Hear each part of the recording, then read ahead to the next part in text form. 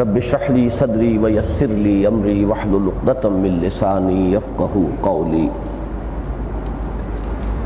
اللهم ربنا الهمنا رشدنا واعذنا من شرور انفسنا اللهم آمنا وهدى وعلما نافعا وعملا صالحا ورزقا حلالا طيبا آمین یا رب العالمین۔ سورہ رحمان کا درس اگرچہ 3 نشستوں میں مکمل ہو چکا تھا، لیکن چونکہ بعض معاملات ایسے زیر بحث آئے کہ جو عام طور پر جو معروف تفاسیر اس وقت موجود ہیں بالخصوص اردو زبان کی، ان میں وہ مذکور نہیں ہیں،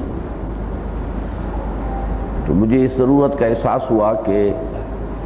ان امور پر ایک نگاہ باز گشت ڈال لی جائے، ایک مرتبہ اور ان پر توجہ ہو جائے۔ اس ضمن میں 2 باتیں تمہیداً عرض کرنی ہیں۔ ایک تو ہمارے ہاں علماء کرام کے حلقے میں تفسیر بالرائے، اس کو ایک بہت ہی غلط اور بہت گمراہ کن شے سمجھا جاتا ہے،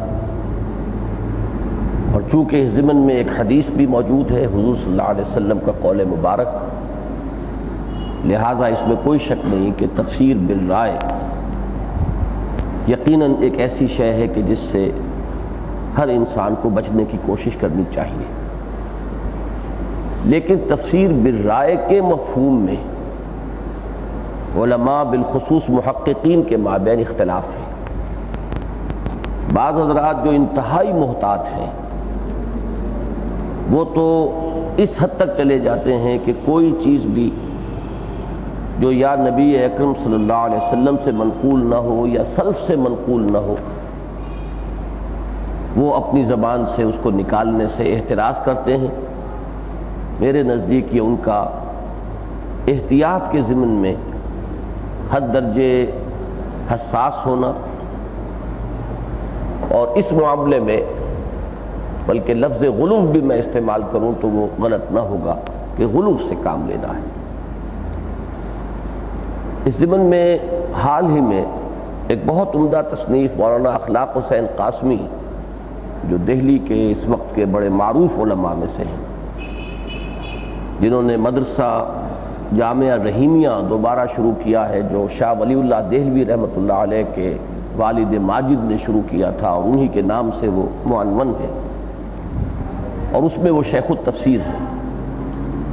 انہوں نے ایک کتاب لکھی ہے محاسن موضح القرآن۔ موضح القرآن اصل میں نام ہے اس تفسیر کا کہ جو شاہ ولی اللہ دہلوی رحمۃ اللہ علیہ کے جو سب سے بڑے صاحبزادے شاہ عبدالعزیز ہیں انہوں نے لکھی تھی، تو ان کے حواشی ہیں، نہیں بلکہ یہ شاہ عبدالقادر رحمۃ اللہ علیہ کے حواشی ہیں، اور انہی کو موضح القرآن کا نام دیا گیا ہے۔ اکثر اردو تفاسیر میں آپ ان کے حوالے دیکھیں گے، اس لیے کہ جیسے شاہ ولی اللہ دہلوی رحمۃ اللہ علیہ کا مقام ہے علم قرآن میں، اور بالخصوص فارسی ترجمہ جو انہوں نے کیا وہ ان کا ایک اہم اختصاصی مقام ہے، اسی طرح جو اردو تراجم کیے ہیں ان کے 2 صاحبزادوں نے، شاہ عبدالقادر اور شاہ رفیع الدین، تو وہ آج تک بھی مستند ترین تراجم وہی ہیں۔ اردو میں جتنے ترجمے بعد میں ہوئے ہیں وہ سب انہی سے ماخوذ ہیں، ان سے مستنبط ہیں، اور اس میں بعض حضرات تو اس کا اعتراف نہیں کرتے، لیکن یہ کہ حضرت شیخ الہند رحمۃ اللہ علیہ نے جو ترجمہ کیا انہوں نے تو باضابطہ اس کا اعتراف کیا ہے کہ یہ کوئی نیا ترجمہ نہیں ہے، بلکہ میں نے موضح القرآن ہی کو، چونکہ 100 برس گزر گئے ہیں اور اردو محاورہ کچھ بدل گیا ہے، اس وقت جو الفاظ مستعمل تھے اب مستعمل نہیں رہے، نئے الفاظ ان کی جگہ آ گئے ہیں، تو میں نے صرف وہ فرق کیا ہے کہ متروک جو الفاظ ہیں ان کو چھوڑ کر جو اس وقت کے مستعمل الفاظ ہیں ان کو درج کر دیا ہے۔ اگرچہ میں سمجھتا ہوں کہ یہ بھی ان کی کسر نفسی والی بات ہے، بعض جگہوں پر انہوں نے یقیناً امپروومنٹ کی ہے ترجمے میں، لیکن یہ کہ ہمارے علماء ربانیین کا یہ انداز رہا ہے کہ انہوں نے کبھی بھی اپنے کسی کام پر کوئی کریڈٹ لینے کی کوشش نہیں کی ہے، بلکہ کوشش یہی رہی ہے ان کی کہ وہ اپنے بزرگوں ہی کو اس کا تمام جو بھی کریڈٹ ہے وہ انہی کی طرف منسوب کریں۔ بہرحال محاسن موضح القرآن کے نام سے مولانا اخلاق حسین قاسمی نے جو کتاب لکھی ہے، اس میں مولانا انور شاہ کاشمیری رحمۃ اللہ علیہ کے اقوال نقل کیے ہیں اس تفسیر بالرائے کے ضمن میں، کہ اس کا یہ مفہوم سمجھ لینا کہ قرآن مجید کے الفاظ سے، ان کے معنی سے استنباط کرتے ہوئے کوئی نئی بات کہنا سرے سے غلط ہے، یہ در حقیقت قرآن مجید کے علم کو محدود کر دینے کے مترادف ہے۔ یہ گویا کہ نفی ہو جائے گی حضور صلی اللہ علیہ وسلم کے اس قول مبارک کی کہ جس میں قرآن مجید کی شان یہ بیان کی گئی ہے کہ لا تنقضی عجائبہ، اس کے عجائب کبھی ختم نہیں ہوں گے، ولا یشبع منہ العلماء، اور اس سے اہل علم کبھی سیری حاصل نہ کر سکیں گے۔ اگر یہ بات ہو کہ جو علم قرآن مجید کا ہمارے سلف کو حاصل ہو چکا بس وہی علم ہے، اس میں کسی اضافے کا کوئی امکان نہیں، تو پھر حضور صلی اللہ علیہ وسلم کا یہ قول مبارک جو ہے وہ بے معنی ہو کر رہ جائے گا کہ لا تنقضی عجائبہ ولا یشبع منہ العلماء۔ تو یہ تو جو قرآن مجید کی شان ہے اس کو گھٹانے والی بات ہے، اس کی اصل شان کو ظاہر کر دینے والی بات نہیں۔ البتہ اس ضمن میں دوسری بات بہت اہم ہے، وہ دوسری بات یہ ہے کہ قرآن مجید میں ایک ہے احکام شریعت، یہ کرو یہ نہ کرو، یہ حرام ہے یہ واجب ہے یہ لازم ہے، اس سے رک جاؤ، اوامر اور نواہی، جس کو کہ ہم ایک لفظ سے اگر تعبیر کریں تو وہ شریعت ہے۔ شریعت کے ضمن میں البتہ اس بات کو جان لینا چاہیے کہ اس شریعت کا جو علم قرآن مجید میں جو احکام آئے ہیں ان کی جو عملی یا قولی وضاحت محمد الرسول اللہ صلی اللہ علیہ وسلم نے فرمائی، اور اس کے ذریعے سے جو علم صحابہ کو حاصل ہوا اور پھر صحابہ سے تابعین اور پھر تبع تابعین سے منتقل ہوتا ہوا چلا آ رہا ہے، اس کو اصل کی حیثیت حاصل رہے گی تا قیام قیامت۔ اس میں کوئی نئی بات داخل کرنا، اجتہاد تو ہوگا، اجتہاد ہوگا نئے مسائل میں، نئی صورت مسئلہ جو پیدا ہو جائے کہ جو اس سے پہلے نہیں تھی، اس میں اہل علم، فقہا، محققین قرآن مجید سے اور سنت رسول صلی اللہ علیہ وسلم سے، سنت ثابتہ سے استدلال کرتے ہوئے، اس سے رہنمائی اخذ کرتے ہوئے حکم معلوم کریں گے نئے مسائل کا کہ جو پیدا ہو جائے، یہ بالکل دوسری بات ہے۔ لیکن یہ کہ جو مسائل اس وقت موجود تھے، جو صورت مسئلہ وہاں پائی جاتی تھی، اس میں جو حکم اس وقت معین ہو گیا ہے، اب اس میں کوئی شخص یہ سمجھے کہ اس میں وہ زمانے کے آگے بڑھنے کے ساتھ ساتھ کوئی اس کے اندر بھی کوئی اضافہ کر سکتا ہے، یا اس میں کوئی یعنی ایک ایسی کیفیت پیدا کر سکتا ہے کہ جو حضور صلی اللہ علیہ وسلم سے یا صحابہ کرام سے منقول نہ ہو، تو یہ میں سمجھتا ہوں کہ یہ بہت بڑی گمراہی ہوگی۔ البتہ اصل میدان جو ہے اس معاملے میں وہ فینومینا آف دی نیچر جو سائنس کا موضوع ہے۔ قرآن مجید اصلاً سائنس کی کتاب نہیں ہے، نہ یہ کیمسٹری کی کتاب ہے، نہ فزکس کی کتاب ہے، نہ یہ ایسٹرونومی کی کتاب ہے، نہ یہ زوالوجی یا باٹنی یا بایولوجی کی کتاب ہے، ان میں سے کوئی بھی اس کا اصل موضوع نہیں ہے۔ لیکن جا بجا قرآن مجید میں ریفرنس موجود ہے فینومینا آف دی نیچر کی طرف، آیات آفاقیہ کے حوالے سے، کائنات کے اندر اللہ تعالیٰ کی خلاقی، صناعی، اس کی قدرت کے جو مظاہر ہیں ان کے حوالے سے بہت سے ایسے مسائل ہیں جن کا تعلق جو ہے وہ طبیعیات سے ہو جاتا ہے، بہت سے ایسے مسائل ہیں جن کا تعلق فلکیات سے ہو جاتا ہے، بہت سے ایسے ریفرنسز قرآن مجید میں موجود ہیں جن کا تعلق ایمبریولوجی سے ہے، علم الجنین سے ہے، بہت سے ایسے معاملات ہیں جن کا تعلق علم طبقات الارض، جیولوجی جو ہے اس کے ساتھ واقع ہوتا ہے۔ تو فینومینا آف دی نیچر جو ہے اس کی طرف ریفرنسز قرآن مجید میں جا بجا موجود ہیں، اگرچہ قرآن مجید کا اصل موضوع وہ نہیں۔ اب ظاہر بات ہے کہ ان کے ضمن میں، ان کے فہم کے سلسلے میں آج سے 1400 سال قبل جو انسان کی علمی سطح تھی، جہاں تک ابھی وہ تجرباتی علوم پہنچے تھے، جہاں تک یہ سائنسز ترقی کر چکی تھی، اس سے آگے بڑھ کر ان چیزوں کا مفہوم اس وقت سمجھنا محال عقلی تھا۔ ناممکن تھا،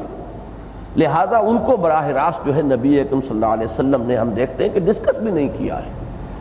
اگر کہیں کو ریفرنسز آ گئے ہیں تو وہ بھی میں سمجھتا ہوں کہ جو اس دور کی علمی سطح ہے اسی کو سامنے رکھ کر حضور صلی اللہ علیہ وسلم نے اس کے ضمن میں کچھ ارشاد فرمایا ہے۔ یہ وہ فیلڈ ہے کہ اس میں جیسے جیسے اب علم آگے بڑھ رہا ہے، سائنس کے اندر ترقی ہو رہی ہے، مزید جو ہے گوشے کھلتے چلے جا رہے ہیں، دائرہ وسیع سے وسیع تر ہوتا چلا جا رہا ہے، ایک ایک جو ہے سائنس کا شعبہ اس کے اندر اتنی ترقی ہوئی ہے کہ اب تو محالات میں سے ہے یہ کہ کوئی شخص ان تمام علوم کا عالم ہو سکے۔ یہ تو ہو سکتا ہے کہ مبادی جو ہے تمام علوم کے وہ کسی شخص کے علم میں ہو، مبادیات طبیعیات کے بھی اور مبادیات کیمیا کے بھی اور مبادیات حیاتیات کے بھی اور مبادیات فلکیات کے بھی کسی شخص کے علم میں ہو، لیکن یہ کہ ہر شعبہ اپنی جگہ پر اتنی وسعت اختیار کر چکا ہے کہ کسی شخص کا ان سب کا ماہر ہونا اس وقت تقریباً محال عقلی ہے۔ تاہم ان شعبوں کے اندر جو ترقی ہو رہی ہے اس کی روح سے قرآن مجید کی ان آیات کی تعبیر اور تشریح اور تفسیر کے اندر کہ جن کا تعلق ان ریفرنسز سے ہے، ان فینومینا آف دی نیچر سے ہے، اس میں ہمیں اس سائنس کی معلومات سے فائدہ اٹھانا ہوگا، اور یہاں قطعاً کوئی چیز مانے نہیں ہوگی۔ اس میں یہ بات کہ یہ بات پہلے کسی نے نہیں کہی، یہ دلیل نہیں بنے گی، ہمارے قدم کو نہیں روکے گی، اس لیے کہ اس کا ہم عقلی طور پر جو ہے پہلے ہی سمجھ چکے ہیں کہ یہ تو وہ چیز ہے کہ جو اس دور کی علمی سطح کے مطابق ہی اس وقت سمجھی جا سکتی تھی۔ آج ہمارے یہ علوم جو ہیں، تجرباتی علوم اور سائنسی علوم جس سطح تک پہنچ چکے ہیں، ہمیں ان سے رہنمائی حاصل کرنی ہے، اور ان آیات کی تشریح کے ضمن میں ان سے مدد لینے میں ہرگز کوئی حرج نہیں۔ تو میں نے دو باتیں عرض کی، ایک تو تفسیر بالرائے کے بارے میں بھی جو ایک عام تصور علماء کرام کی احتیاط کے وجہ سے جو پھیل گیا ہے، اس تصور پر بھی آپ حضرات نظر ثانی فرمائیں، اور میں نے خاص طور پر ریفرنس دیا ہے اس لیے کہ اس دور کے علماء میں سے انور شاہ کاشمیری رحمۃ اللہ علیہ کا بہت بلند مقام ہے، تو انہوں نے جس قدر کھل کر بات کی ہے کہ یہ بہت ہی ایک بچگانہ سی بات سمجھ لی گئی ہے کہ قرآن مجید میں کوئی بات بھی جو ہے اس کے الفاظ سے استدلال کرتے ہوئے، اس کے نظم سے استدلال کرتے ہوئے، جدید معلومات سے استدلال کرتے ہوئے کوئی بات کہنا تفسیر بالرائے ہے۔ اگر ایسا ہے تو پھر تو در حقیقت قرآن مجید کے علم کو محدود کر دینا ہوگا، اور یہ ٹکراؤ ہوگا حضور صلی اللہ علیہ وسلم کے اس قول سے کہ لا تنقضی عجائبہ ولا یشبع منہ العلماء، اس کے علم میں اضافہ ہوتا رہے گا، اور ہر دور میں قرآن مجید کے اس فہم کے اندر اس دور کی علمی سطح کے مطابق ترقی کی ایک شان جو ہے وہ پیدا ہوگی۔ البتہ میں نے بعد میں دو حصوں میں اس کو تقسیم کر دیا ہے۔ علم الاحکام، اس میں میرا اپنا مزاج بھی ہے، جتنا پیچھے جا سکتے ہو جاؤ، بلکہ سب سے پیچھے تو حضور صلی اللہ علیہ وسلم ہے، انتہا ہے، صحابہ کرام ہے، ما انا علیہ واصحابی، تو دین کا جو عملی پہلو ہے اس میں تو ہمیں پیچھے جانا ہے۔ پھر ائمہ دین ہیں، ہمارے فقہاء ہیں، محدثین ہیں، اور جو جتنا اس میں اولین زمانے کا ہوگا، جتنا متقدم ہوگا، اتنا ہی گویا کہ اس اصول کے تحت ہمارے لیے وہ زیادہ سے زیادہ جو ہے وہ یعنی اس کی رائے کی وقت دینا جو ہے ہمارے لیے اس اصول کے تحت ہو جائے گا۔ لیکن یہ ہے کہ جہاں تک فینومینا آف دی نیچر کا تعلق ہے، اس کی ضمن میں جتنا آگے بڑھ سکتے ہو آگے بڑھیے، اور اگر یہ ہم نہیں کریں گے تو ایک بڑی خلیج حائل ہو رہی ہے کہ جو اس وقت کے جدید تعلیم یافتہ طبقات اور قرآن مجید کے مابین جو ایک بہت بڑی خلیج ہے، اس کا اصل سبب یہی ہے کہ اس علمی سطح پر قرآن بیان نہیں ہوتا کہ جو آج کے دور کی علمی سطح ہے، آج کے انسان کا، تعلیم یافتہ انسان کا ذہنی تانا بانا جن معلومات سے بنا ہوا ہے، اس کے مطابق اگر قرآن مجید کی تعبیر و تشریح نہیں ہوتی، خاص طور پر میں پھر عرض کر رہا ہوں، احکام کے ضمن میں اس کو نہ لے آئیے گا، وہ متجددین کا انداز ہے کہ مغربی تہذیب سے متاثر ہو کر وہ قرآن مجید کے اس عملی حصے کے اندر بھی وہ چاہتے ہیں کہ رد و بدل کر لیں اور کچھ ایسے اجتہاد کے اصول وضع کر لیں کہ جس سے وہ جدید جو رجحانات ہیں تہذیب و تمدن کے، وہ ان سب کے لیے گنجائش پیدا کر لیں ہمارے دین میں، وہ تو ایک گمراہی ہے۔ لیکن جو فینومینا آف دی نیچر ہے، جو سائنسی جو معاملات ہیں ان کے دائرے میں آتے ہیں، جن سے کسی حکم کا کوئی دار و مدار نہیں ہے، کوئی تعلق نہیں ہے، اس کے ضمن میں جتنا بھی آگے بڑھیں گے اتنا ہی در حقیقت قرآن مجید کا حق ادا ہوگا، اور اتنا ہی اس دور میں قرآن کے ابلاغ کا جو حق ہے اس کو پورا کیا جا سکے گا۔ اس ضمن میں ایک کتاب کا بھی میں حوالہ اور دے لوں، جب میں نے محاسن موضح القرآن کا حوالہ دیا ہے، اسی طریقے سے مورس بکائی کی جو کتاب آئی ہے the Quran the Bible and the phenomena of nature, یہ سائنس اینڈ سائنس، وہ کتاب بھی اس اعتبار سے بہت اہم ہے کہ اس شخص نے، یہ اسلام لا چکے ہیں اب، یہ فرینچ سرجن تھے، ڈاکٹر تھے، اور یہ آپ کے اندازہ ہوگا کہ جس شخص نے میڈیکل ایجوکیشن حاصل کی ہو، سائنس کا اس کا جو پس منظر ہوتا ہے ذہن کا، وہ بہت براڈ ہوتا ہے، اس لیے کہ جن لوگوں نے انجینئرنگ کی تعلیم حاصل کی ہے ان کا جو ہے سائنس کا مشاہدہ یا مطالعہ ہوتا ہے صرف science of the dead matter کا، وہ کیمیا اور طبیعیات اور فلکیات، لیکن یہ کہ حیاتیات کا دائرہ جو ہے وہ اس سے دور رہتے ہیں، بایولوجی، باٹنی، زوالوجی، ایمبریولوجی، ان چیزوں سے ان کا کوئی تعلق نہیں ہوتا۔ اور اب تو وہ معاملہ بہت آگے بڑھ گیا، جینیٹکس جو ہے وہ اتنے آگے چلے گئے ہیں کہ آج اس کے تحت جو کرشمے صادر ہو رہے ہیں وہ حیران کن ہیں۔ وہ دجالیت کے جو فتنے تھے جن کا ذکر کیا گیا ہے، یوں سمجھیے کہ اس کا ایک اہم شعبہ جو ہے وہ جینیٹکس کے ذریعے سے ہوگا، وجود میں آئے گا۔ تو ایک یہ ہے کہ جنہوں نے یہ میڈیکل سائنسز کو بھی کا مطالعہ کیا ہوتا ہے، ان کا کچھ نہ کچھ ذہنی پس منظر جو ہے وہ فزکس، کیمسٹری وغیرہ کا بھی بنا ہوتا ہے، اور پھر وہ یہ زوالوجی، باٹنی اور بایولوجی اور ایمبریولوجی، مختلف چیزیں چونکہ انہوں نے پڑھی ہوتی ہیں تو گویا کہ اسپیکٹرم ان کا مکمل ہو جاتا ہے۔ تو ان لوگوں میں سے یہ ایک مورس بکائی ایک ایسی شخصیت ابھری کہ اس نے کتاب لکھی اور اس نے یہ ثابت کیا کہ جس قدر فینومینا آف دی نیچر کا قرآن مجید میں ریفرنس ہے، آج تک جتنی بھی سائنسی ترقی ہوئی ہے، کسی ثابت شدہ حقیقت سے قرآن مجید کا کوئی بیان غلط ثابت نہیں ہوا۔ یہ ایک بہت اہم بات ہے۔ جبکہ بائبل کا جب وہ تقابلی مطالعہ کرتا ہے تو وہ کہتا ہے کہ بائبل کے بہت سے بیانات جو ہیں وہ ثابت شدہ سائنسی حقائق کی روشنی میں غلط ثابت ہو چکے ہیں۔ اس کی وجہ بھی میں نے پہلے بھی کبھی بیان کی ہے، آج پھر چونکہ یہ موضوع زیر بحث آ گیا ہے تو وہ جان لیجئے اس کے یہ معنی نہیں ہے کہ تورات میں غلط باتیں تھیں، معاذ اللہ، وہ اس لیے غلط باتیں آ گئیں کہ اصل تورات تو گم ہو گئی تھی۔ وہ تو نیبوکڈنیزر نے یعنی 7ویں صدی قبل مسیح میں جبکہ تباہ و برباد کیا ہے یروشلم کو اور ہیکل سلیمانی کو بھی مسمار کیا ہے، اس وقت وہ اصل تورات گم ہو گئی۔ یہ ایک ایکسیپٹڈ فیکٹ ہے، متفق علیہ معاملہ ہے۔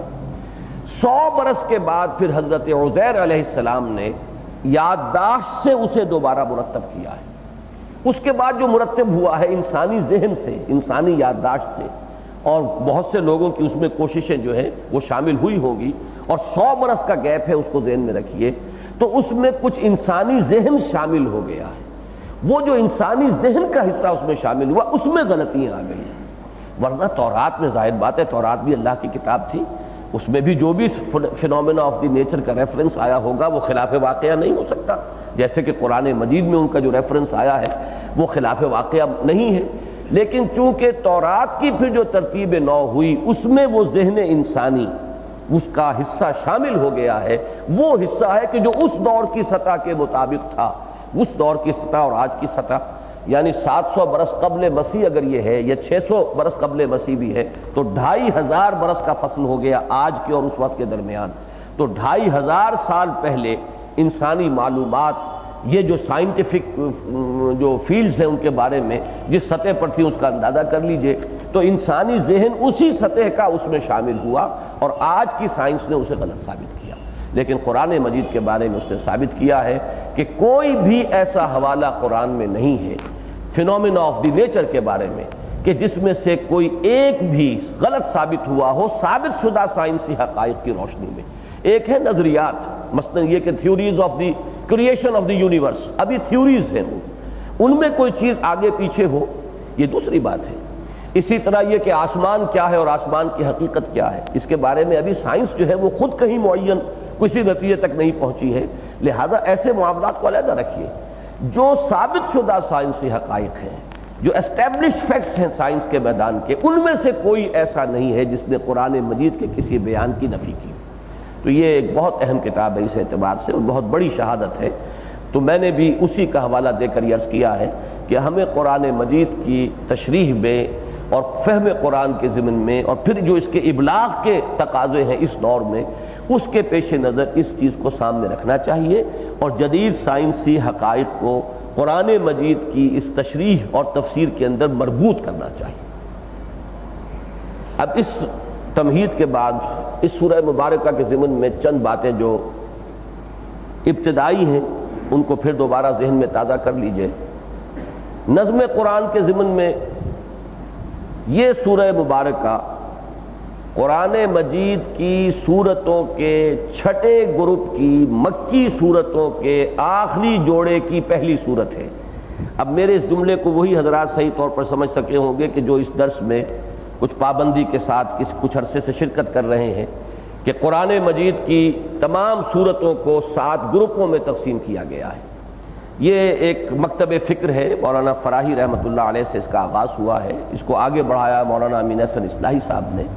ان کا مشاہدہ ہے اور اس سے مجھے پورا اتفاق ہے کہ قرآن مجید کی یہ 114 سورتیں 7 گروپوں میں منقسم ہیں۔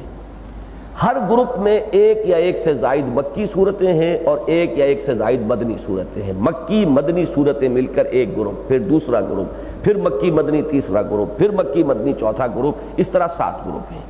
ہر گروپ کا ایک مرکزی مضمون یا عمود ہے۔ اس عمود کے ایک رخ سے بحث ہوتی ہے مکی صورتوں میں، اسی کے دوسرے رخ کو مدنی صورتیں بیان کرتی ہیں۔ پھر یہ کہ یہ جو 7 گروپ بن گئے، اب ان میں سے جو چھٹا گروپ ہے وہ اس وقت ہمارا درس اس جگہ پہنچا ہوا ہے۔ چھٹے گروپ کی مکی صورتیں 7 ہیں: سورہ قاف، سورہ زاریات، سورہ طور، سورۃ النجم، سورۃ القمر، سورۃ الرحمن اور سورۃ الواقعہ۔ ان میں پھر دوسری چیز جو کہ مولانا امین احسن اصلاحی صاحب نے اس کو کھول کر بیان کیا ہے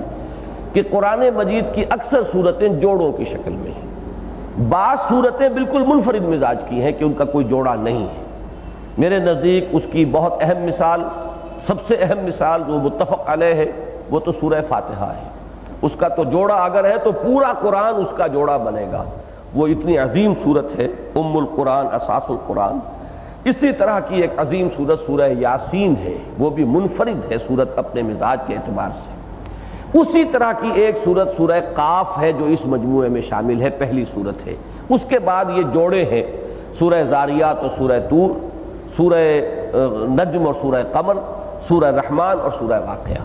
تو یہ ہے، اب وہ پورا جملہ میرا مکمل ہوا کہ سورہ رحمان قرآن حکیم کی صورتوں کے چھٹے گروپ کی مکی صورتوں کے آخری جوڑے کی پہلی صورت ہے۔ یہ جو جوڑا ہے سورہ رحمان اور سورہ واقعہ، اس میں بعض چیزیں مشترک ہیں ان دونوں صورتوں کے مابین۔ وہ چیزیں بالکل سامنے کی ہیں لیکن عام طور پر توجہ ان کی طرف نہیں ہوئی ہے، میں صرف توجہ دلا رہا ہوں ورنہ اس میں کوئی نئی بات نہیں ہے۔ ایک بات جس کی طرف میرا ذہن منتقل ہوا اور میں چونک گیا کہ ان دونوں صورتوں میں ایمان بالرسالت کا کوئی ذکر نہیں،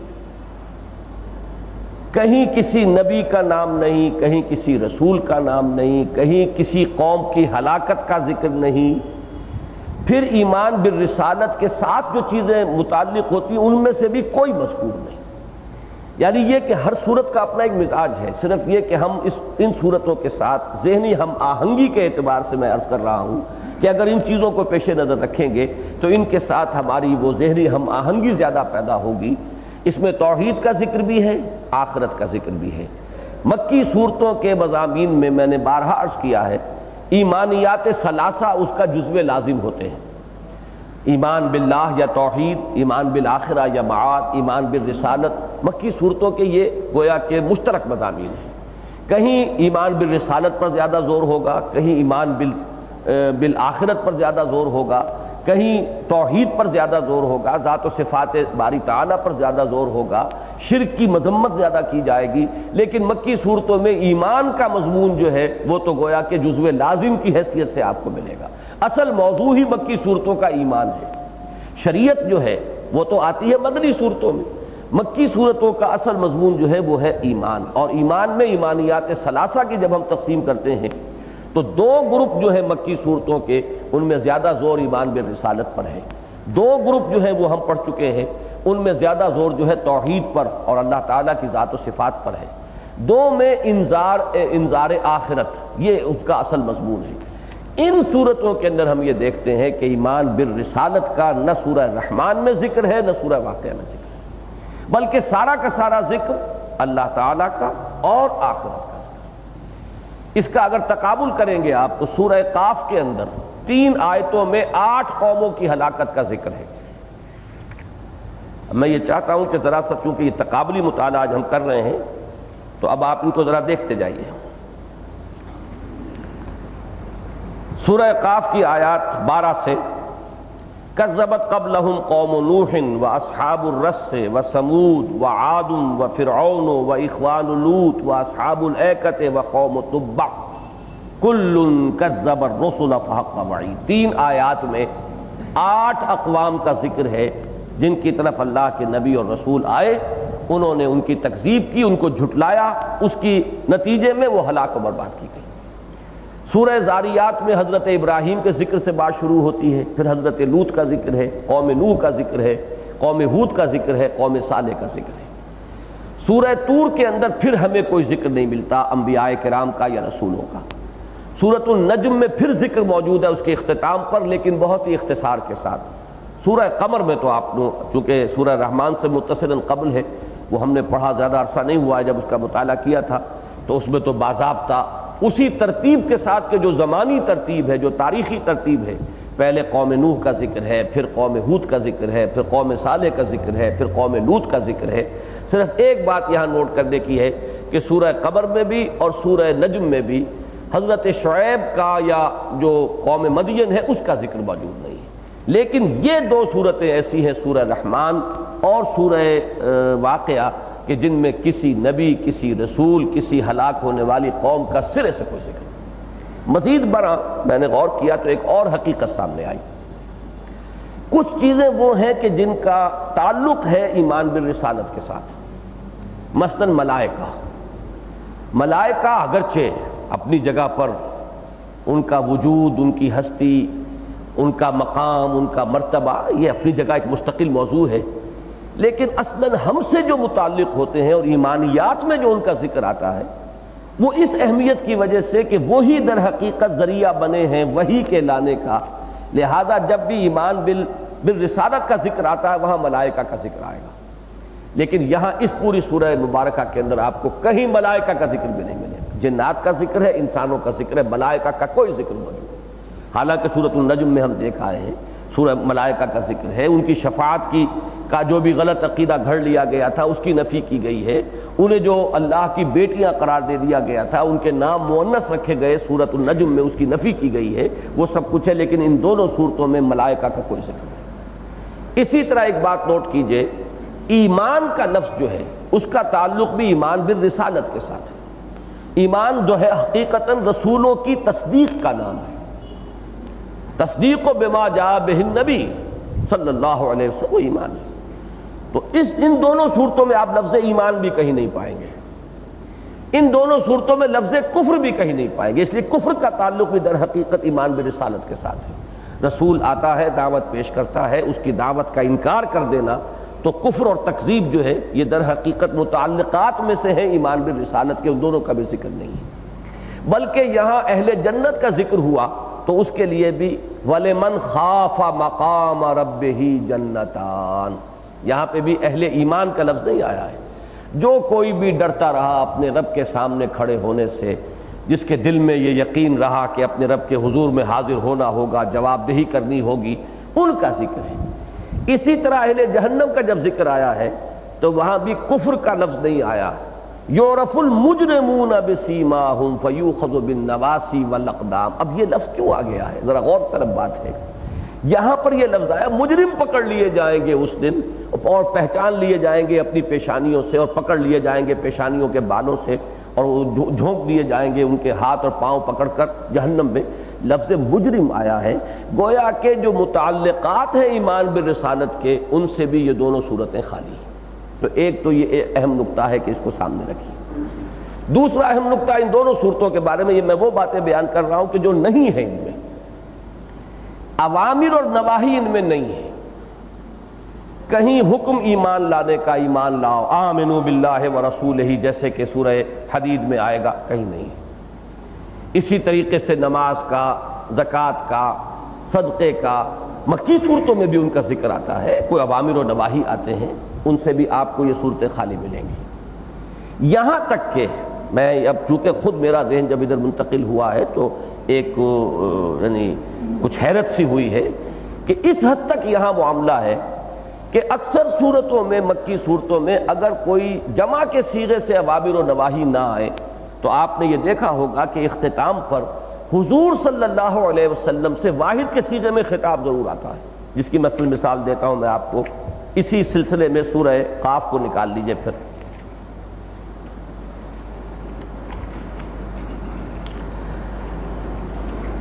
39ویں آیت سے فاصبر علی ما یقولون وسبح بحمد ربک قبل طلوع الشمس وقبل الغروب ومن اللیل فسبحه وادبار السجود واستمع یوم ینادی المناد من مکان قریب، اور پھر آگے چل کر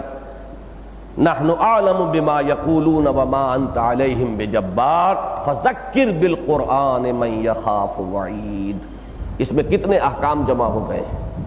صبر کیجئے، فاصبر علی ما یقولون، تسبیح کیجئے، سبح بحمد ربک قبل طلوع الشمس وقبل الغروب،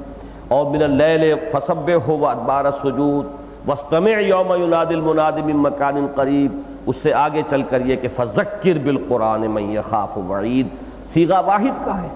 خطاب بظاہر حضور صلی اللہ علیہ وسلم سے ہے، اگرچہ ہمارا یہ اصول جو ہے ہمارے سامنے رہے گا کہ یہ خطاب حضور کی وساطت سے آپ پر ایمان لانے والوں سے بھی ہے، لیکن یہ کہ مکی صورتوں میں، بالخصوص ابتدائی مکی صورتوں میں جہاں آپ کو جمع کے صیغے سے خطاب نہیں ملتا اہل ایمان سے، وہاں پر بھی واحد کے صیغے میں حضور صلی اللہ علیہ وسلم سے خطاب کی بات ملتی ہے۔ اسی طرح سورہ زاریات میں دیکھیے فَتَوَلَّ عَنْهُمْ فَمَا أَنْتَ بِمَلُومٍ وَذَكِّرْ فَإِنَّ الذِّكْرَىٰ تَنفَعُ الْمُؤْمِنِينَ۔ اے نبی ذرا ان سے اعراض کر لیجئے، آپ پر کوئی ملامت نہیں ہوگی، فَمَا أَنْتَ بِمَلُومٍ وَذَكِّرْ فَإِنَّ الذِّكْرَىٰ تَنفَعُ الْمُؤْمِنِينَ، اور ذکر تذکیر کیجئے، یاد دہانی کیجئے، اگر وہ اس لیے کہ یہ تذکیر جو ہے یقیناً اہل ایمان کو نفع پہنچانے والی ہے۔ اسی طرح سورہ طور میں دیکھیے وَاصْبِرْ لِحُکْمِ رَبِّكَ فَإِنَّكَ بِأَعْيُنِنَا وَسَبِّحْ بِحَمْدِ رَبِّكَ حِينَ تَقُومُ وَمِنَ اللَّيْلِ فَسَبِّحْهُ وَإِدْبَارَ النُّجُومِ۔ یہ ہے وہ انداز کہ جو اوامر و نواہی میں کچھ گفتگو خطاب میں یہ کرو یہ نہ کرو، لیکن یہ کہ سورۃ الرحمن اور سورۃ الواقعہ دونوں اس سے بھی قطعاً خالی ہیں۔ یہاں ذکر ہے صرف دو چیزوں کا، اب نوٹ کیجئے مثبت انداز میں۔ توحید کا ذکر بھی یہاں اس انداز میں نہیں ہے جیسا کہ قرآن مجید میں اکثر و بیشتر آپ کو ملتا ہے۔ اللہ کی صفات قدرت، اللہ کی صفت علم، اس کا ذکر اس انداز میں یہاں نہیں ہے۔ عام طور پر دو دو صفات یا دو دو اسماء پر آیتیں ختم ہوتی ہیں، وَهُوَ الغفور الرحیم، وَهُوَ السمیع البصیر، وہ انداز یہاں آپ کو نہیں ملے گا۔ یہاں اللہ تعالیٰ کی خلاقی، صناعی، اس کی تخلیق میں بو قلمونی، رنگا رنگی، یہ ہے رنگ اصل میں کہ جو سورہ رحمان میں بھی ہے، اور یہی رنگ آپ کو ملے گا سورہ واقعہ کے اندر بھی۔ تو توحید کے بیان میں بھی ایک خاص پہلو ہے کہ جو ان دونوں صورتوں میں آپ کو مشترک طور پر ملے گا، وہ ہے اللہ کی خلاقی، صناعی، اس کی بو قلمونی، اس کی رنگا رنگی، اس میں منوٹنی ہونے کی بجائے اس میں جو آپ کو ایک تغیر نظر آتا ہے اور بہت سی رنگا رنگی نظر آتی ہے، اور وہ اس کی اصل میں قوت خلاقی جو ہے اس کا مظہر ہے۔ تو یہ ہیں وہ چیزیں کہ جو سورہ رحمان میں بھی آئی ہیں، سورہ واقعہ میں بھی آئی ہیں۔ مزید جن حضرات کو دلچسپی ہے وہ یہ اور نوٹ کر لیں کہ سورہ رحمان میں وہ ایک نیریٹو انداز ہے، اللہ نے یہ کیا، مرج البحرین یلتقیان بینہما برزخ لا یبغیان والارض وضعها للانام۔ یہ اللہ تعالیٰ کی خلاقی، اللہ کی قدرت کا ایک ذکر ہو رہا ہے بیانیہ انداز میں، اللہ نے یہ کیا، لیکن چونکہ جوڑا ہے اور وہاں کچھ اسلوب جو ہے بدلنا چاہیے، تو سورہ واقعہ میں سوالیہ انداز میں یہ بارش تم برساتے ہو کہ ہم برساتے ہیں؟ تم نے کبھی غور کیا کہ وہ منی کی بوند جو تم ٹپکا کر فارغ ہو جاتے ہو، اسے تم آگے تخلیق کرتے ہو یا ہم تخلیق کرتے ہیں؟ انتم تخلقونها اب نحن الخالقون۔ یہ بارش برسانے والا کون ہے؟ یہ تم آگ جلا لیتے ہو آرام سے، کبھی تم نے غور کیا کہ اس کی یہ لکڑی، اس کا یہ درخت ہم اگاتے ہیں کہ تم اگاتے ہو؟ اب یہ انداز جو ہے وہاں پر سوالیہ انداز میں، لیکن اس میں بھی اللہ تعالیٰ کی خلاقی اور صناعی، اس کی قدرت کا خاص یہ پہلو جو ہے یہی دو چیزیں آپ کو ملیں گی، یعنی چیز ایک ہی ہے، انداز دو ہیں، ایک میں سوالیہ انداز میں جس کو استفہام تقریری کہتے ہیں، سوال کیا جا رہا ہے لیکن در حقیقت مراد کسی حقیقت کی طرف توجہ دلانا ہے کہ غور کرو، تم نے کبھی سوچا نہیں یہ جو کھیتیاں جو ہیں جو اگتی ہیں یہ تم انتم تزرعونها ام نحن الزارعون،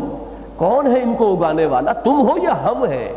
تم نے تو بیج ڈالا اور فارغ ہو گئے۔ اس کے بعد یہ کہ کون ہے، جو اقبال نے کہا ہے کہ پالتا ہے بیج کو مٹی کی تاریکی میں کون لایا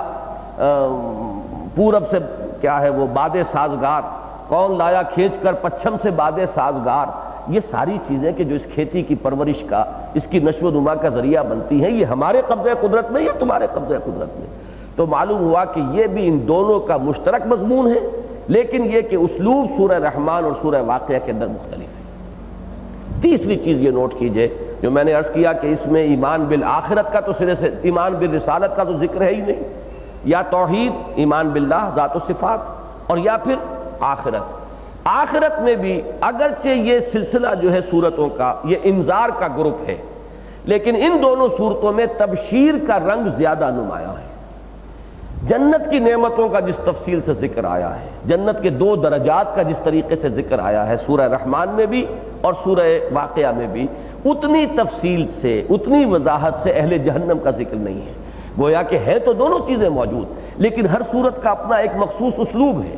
ان دونوں صورتوں میں تبشیر کا رنگ زیادہ نمایاں ہے۔ اہل جنت کے لیے جو نعمتیں ہیں، جو اللہ نے جو بھی ان کے لیے آسائشیں اور نعمتیں اور جو ساز و سامان فراہم کیا ہے، ان کا ذکر جو ہے جس قدر تفصیل سے آیا ہے سورہ رحمان میں بھی اور سورہ واقعہ میں بھی، اہل جہنم کی یہ عذاب کی جو صورتیں ہیں ان کا بڑا اجمالی ذکر آیا ہے، اس قدر تفصیل سے نہیں آیا ہے۔ یہ چند باتیں ہیں جو ان دونوں صورتوں کے جو اسلوب ہے اس کے بارے میں نے عرض کی۔ ایک بات جو پہلے عرض کر چکا ہوں اس کو پھر دہرا رہا ہوں آج، جہاں تک مضامین کی ترتیب کا تعلق ہے، ان دونوں صورتوں کے مابین ایک مرر امیج کی نسبت ہے۔ یہ مرر امیج کا لفظ جو ہے، جو حضرات اس کو سمجھتے ہیں، آج کل وہ ڈپلیکس بنتے ہیں، مکان ایک پلاٹ کو دو حصوں میں آپ تقسیم کر کے جب مکان بناتے ہیں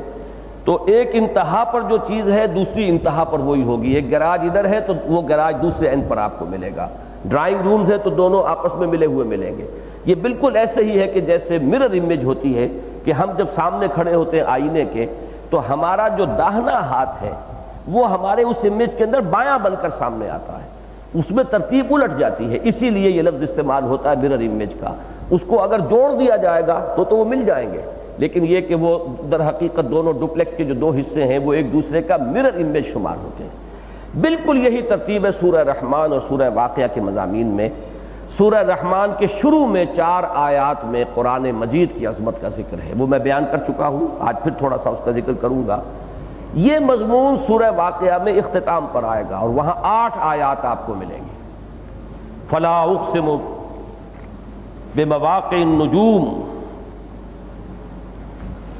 وَإِنَّهُ لَقَسَمٌ لَوْ تَعْلَمُونَ عَظِيمٌ إِنَّهُ لَقُرْآنٌ كَرِيمٌ فِي كِتَابٍ مَّكْنُونٍ لَا يَمَسُّهُ إِلَّا الْمُطَهَّرُونَ تَنزِيلٌ مِّن رَّبِّ الْعَالَمِينَ أَفَبِهَٰذَا الْحَدِيثِ أَنتُم مُّدْهِنُونَ وَتَجْعَلُونَ رِزْقَكُمْ أَنَّكُمْ تُكَذِّبُونَ۔ دیکھیے اس صورت کے اسلوب کے مطابق یہاں بھی سوالیہ انداز اختیار کیا گیا، تو کیا تم ایسی کتاب کے بارے میں سستی کی روش اختیار کر رہے ہو؟ بلکہ اس سے بھی بڑھ کر تم نے یہ بدبختی اپنے لیے اختیار کی ہے کہ اس کا انکار کر رہے ہو۔ تو یہ ہے ایک سوالیہ انداز، جیسے کہ سورہ واقعہ میں اللہ تعالیٰ کی قدرت کا ذکر جو ہے وہ بھی سوالیہ انداز میں ہے۔ اس کے فوراً بعد سورہ رحمان میں اللہ تعالیٰ کی خلاقی اور صناعی جس کا میں ذکر کر چکا ہوں وہ مثبت بیانیہ انداز میں ہے، وہاں اس قرآن مجید کے ذکر سے متصلاً قبل یہی مضمون ملتا ہے سوالیہ انداز میں۔ اس کے بعد سورہ رحمان میں اہل جہنم کا ذکر ہے، مجرمین کا ذکر ہے، وہاں پر بھی اس کے بعد متصلاً قبل جب آئیں گے تو پھر وہ اہل جہنم کا اصحاب الشمال کا ذکر ہے۔ آخری میں اس سورہ مبارکہ میں بھی 2 درجے اہل جنت کے، وَلِمَنْ خَافَ مَقَامَ رَبِّهِ جَنَّتَانِ ایک درجہ ہے، وَمِن دُونِهِمَا جَنَّتَانِ دوسرا درجہ ہے۔ بالکل وہی آپ کو ملے گی سورہ واقعہ کے اندر کہ شروع میں السابقون السابقون اولئک المقربون کا ذکر ہے اور اس کے بعد اصحاب المیمنہ کا ذکر ہے۔ یہ مرر امیج کی جو میرے سامنے ایک حقیقت منکشف ہوئی، اس سے ایک بہت اہم نتیجہ نکلا، وہ میں اپنے درس میں بیان کر چکا ہوں کہ دو جنتوں کا جو ذکر ہو رہا ہے، دو درجات، اس میں ایک سوال پیدا ہوتا ہے کہ جہاں تک سورہ واقعہ میں ہے اس میں تو واضح ہو گیا کہ پہلے ذکر ہے مقربون کا جو بہت بلند درجے والے ہیں، جو بہت ہی اللہ سے قرب رکھنے والے ہیں، اور بعد میں ذکر ہے اصحاب الیمین کا۔ سورہ رحمان میں اس کی کوئی وضاحت نہیں ہے، لیکن اگر یہ مرر امیج والا اصول سامنے آ جائے تو خود بخود اس کی ترتیب واضح ہو جاتی ہے۔ چنانچہ یہی وجہ ہے کہ سورہ رحمان میں بعد میں جس دن جو دو جنتوں کا ذکر ہے ان کے بارے میں اس نتیجے پر پہنچا ہوں کہ وہ ہے کہ جن کا ذکر سورہ واقعہ میں مقربین کے ذکر میں آ رہا ہے۔ اور میں نے ایک اشارہ کیا تھا کہ دونوں میں حور کا ذکر جو ہے نام لے کر، وہ وہاں بھی جو اس سورہ رحمان میں آخر میں جو آ رہی ہیں وَمِن دُونِهِمَا جَنَّتَانِ، ان میں ذکر ہے، اور وہاں پر اصحاب جو مقربون ہیں ان کے ضمن میں حور کا ذکر ہے۔ باقی یہاں پر بھی جو پہلی دو جنتوں ہیں ان میں جو ازواج اللہ تعالیٰ عطا فرمائے گا جنتیوں کو، ان کا ذکر تو ہے لیکن لفظ وہ استعمال نہیں ہوا۔ اسی طریقے سے سورہ واقعہ میں اصحاب الیمین کے لیے بھی جو اللہ تعالیٰ نے نعمتیں فراہم کی ہیں ان میں ان ازواج کا ذکر ہے، لیکن ان کے لیے بھی لفظ حور جو ہے وہ استعمال نہیں ہوا ہے۔ یہ چیزیں اگرچہ بہت غیر اہم معلوم ہوتی ہیں، لیکن واقعہ یہ ہے کہ جب آپ نتائج نکالنے بیٹھتے ہیں اور جہاں کوئی مسئلہ اٹک جاتا ہے کہ اب اس کا تعین کیا جائے اس کے مفہوم کا، تو اس میں یقیناً یہ چیزیں انتہائی مفید اور مفید ہوتی ہیں۔ اب اس کے بعد میں آ رہا ہوں وہ سائنٹیفک فنومینا کہ جن کا میں نے ذکر کیا، بلکہ اس سے پہلے میں صرف تھوڑا سا ذکر کر دوں جو 4 ابتدائی آیات ہیں، اس لیے کہ یہ مضمون بھی کہیں اور شاید آپ کو نہیں ملے گا کہ ان 4 آیات میں اللہ تعالیٰ نے چوٹی کی 4 چیزوں کا ذکر کیا ہے، اور اس سے ایک نتیجہ نکلتا ہے پھر جو کہ حدیث نبوی کی شکل میں ہمارے سامنے موجود ہے۔ الرحمن اللہ کے ناموں میں چوٹی کا نام، محبوب ترین نام، اس لیے کہ اس کا مادہ رحمت ہے، اور ہمیں سب سے زیادہ جو چیز درکار ہے اللہ سے وہ اس کی رحمت ہے۔ حضور صلی اللہ علیہ وسلم کا یہ فرمان کہ کوئی شخص جنت میں داخل نہیں ہو سکے گا جب تک کہ رحمت خداوندی دستگیری نہ کرے، اور اس پر یہ سوال کر لینا کسی صحابی کا، بڑی ہی ہمت کا مظاہرہ کیا انہوں نے کہ کیا حضور آپ بھی، اور حضور کا پھر یہ جواب دینا کہ ہاں میں بھی۔ تو اب اس سے آپ اندازہ کر لیجئے کہ تاب دیگراں چے رسد، معلوم ہوا کہ اصل میں تو ہم رحمت کے ہی محتاج ہیں، اور وہ رحمت اللہ کے اس نام کے اندر، یہ الرحمن، وہ ایک ٹھاٹھے مارتے ہوئے سمندر کی شان کے ساتھ سامنے آتی ہے۔ تو اللہ کے ناموں میں محبوب ترین نام رحمان ہے۔ علم القرآن، اللہ نے ویسے تو جو علم بھی انسان کے پاس ہے، جو آج تک ہے اور تا قیامت آئے گا، سب کا منبع اور سرچشمہ اللہ کی ذات ہے۔ اسی نے وہ علم الاسماء حضرت آدم کو دیا تھا جس کا کہ یہ ظہور ہو رہا ہے ہمارے تجرباتی علوم کی شکل میں، اور اسی کے پاس سے یہ علم قرآن یا علم ہدایت آتا رہا ہے۔ لیکن تمام علوم میں چوٹی کا علم قرآن ہے۔ گویا کہ اللہ کی رحمانیت کا مظہر عتم قرآن ہے، اللہ کی رحمت کا مظہر عتم قرآن ہے۔ خلق الانسان، اللہ نے انسان کو بنایا، حالانکہ جو کچھ بنایا اسی نے بنایا، اسی نے جنات کو بنایا، اسی نے ملائکہ کو بنایا، اسی نے یہ سیارے بنائے، چاند ستارے بنائے، یہ سب کچھ اسی کی تخلیق ہے، کوئی اور تو اس تخلیق میں شامل ہے ہی نہیں، کوئی شریک ہے ہی نہیں۔ لیکن خلق الانسان، اشارہ کس بات کی طرف کیا جا رہا ہے کہ اس کی تخلیق کا نقطہ عروج، جو کچھ اس نے پیدا کیا ہے اس میں چوٹی کی تخلیق انسان ہے۔ علمہ البیان، اس نے اس کو بیان کی تعلیم دی، بیان کی صلاحیت عطا فرمائی۔ تو انسان میں جتنی صلاحیتیں ہیں اللہ ہی کی عطا کردہ ہیں، لیکن ان صلاحیتوں میں چوٹی کی صلاحیت قوت بیان ہے۔ اب یہ جو 3 جملے بنے، الرحمن علم القرآن ایک جملہ ہے، آیتیں 2 ہیں، جملہ ایک ہے، خلق الانسان دوسرا جملہ ہے، علمہ البیان تیسرا جملہ ہے۔ ریشو پروپورشن کے قاعدے سے اس سے ایک نتیجہ نکلتا ہے کہ اللہ نے جو اعلیٰ ترین صلاحیت انسان کو عطا فرمائی، اس کا بہترین مصرف یہی ہونا چاہیے کہ جو اللہ کی رحمت کا مظہر عتم ہے اسے بیان کرے، اور یہی وہ بات ہے جو حضور صلی اللہ علیہ وسلم نے ان سادہ الفاظ میں بیان فرما دی، خیرکم من تعلم القرآن وعلمہ، تم میں سے بہترین لوگ وہ ہیں جو قرآن سیکھیں اور سکھائیں۔ قرآن پڑھیں اور پڑھائیں، قرآن سمجھیں اور سمجھائیں۔ اور یہ میں وضاحت سے بیان کر چکا ہوں کہ یہ بیان کے دونوں پہلو ہیں، سمجھنا بھی، کسی بات کا سمجھنا یہ بھی بیان ہی کا ایک حصہ ہے۔ وہ کئی سمجھ میں بات آئے گی تو آگے آپ بیان کریں گے۔ یہ اصل میں چونکہ فزیولوجی کا یہ مضمون ہے اور ہم نے جو بھی پڑھا ہے برین کی فزیولوجی، اس میں تفصیل کے ساتھ یہ بات آتی ہے کہ جو ہائیسٹ ایوالوڈ حصہ ہے انسانی برین کا، وہ جس کو کہ گرے میٹر کہا جاتا ہے، وہ بہت ہی وہ پیلے پیلے رنگ کا مادہ اوپر، کبھی اگر آپ نے دیکھا ہو کبھی حادثے کے اندر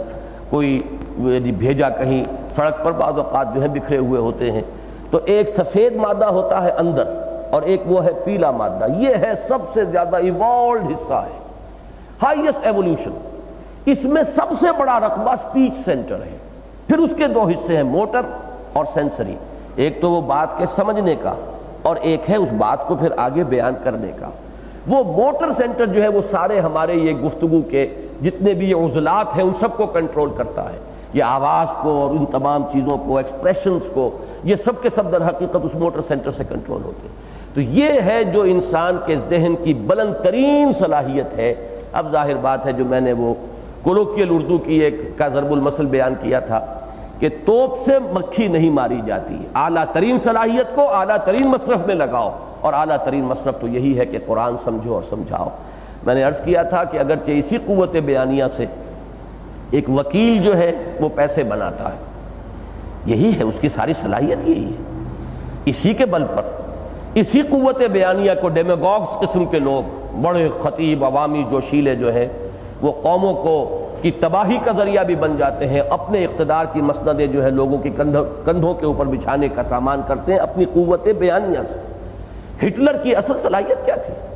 جس کی وجہ سے اس نے کہ پوری قوم کو جو ہے وہ ایک نشے کے اندر مبتلا کر دیا، ایک جیسے نشہ چڑھ جاتا ہے ایسا نشہ پوری قوم کے سر پر سوار ہو گیا، خود اس کی اپنی ڈکٹیٹریت جو ہے وہ قائم ہو گئی۔ ڈیمیگوگ تھا، یہی صلاحیت۔ بھٹو کے اندر کیا چیز تھی؟ یہی جو ایک عوامی ایک قوت بیان، اور اس کو جذبات کے اندر پورے مجموع کو 4-6 لاکھ کے مجموع کو وہ شب بہا کے لے گیا۔ تو لوگ جو ہے اسی صلاحیت کو اپنے دنیاوی اقتدار کا زینہ بھی بنا سکتے ہیں، اسی صلاحیت کو پیسے کمانے کا اور دولت بنانے کا ذریعہ بنا سکتے ہیں۔ لیکن یہی صلاحیت اللہ نے جس کو دی ہو، میں نے شاید وہ شعر پہلے بھی پڑھا ہو، اب پھر مجھے یاد آ گیا ہے، یہ مینٹل ایسوسیشنز ہوتی ہیں، خود بخود یہ چیزیں کوئی یاد کرنے سے یاد نہیں آتی، بلکہ یہ کہ ایک تعلق جو ہے ذہن کے اندر بنا ہوا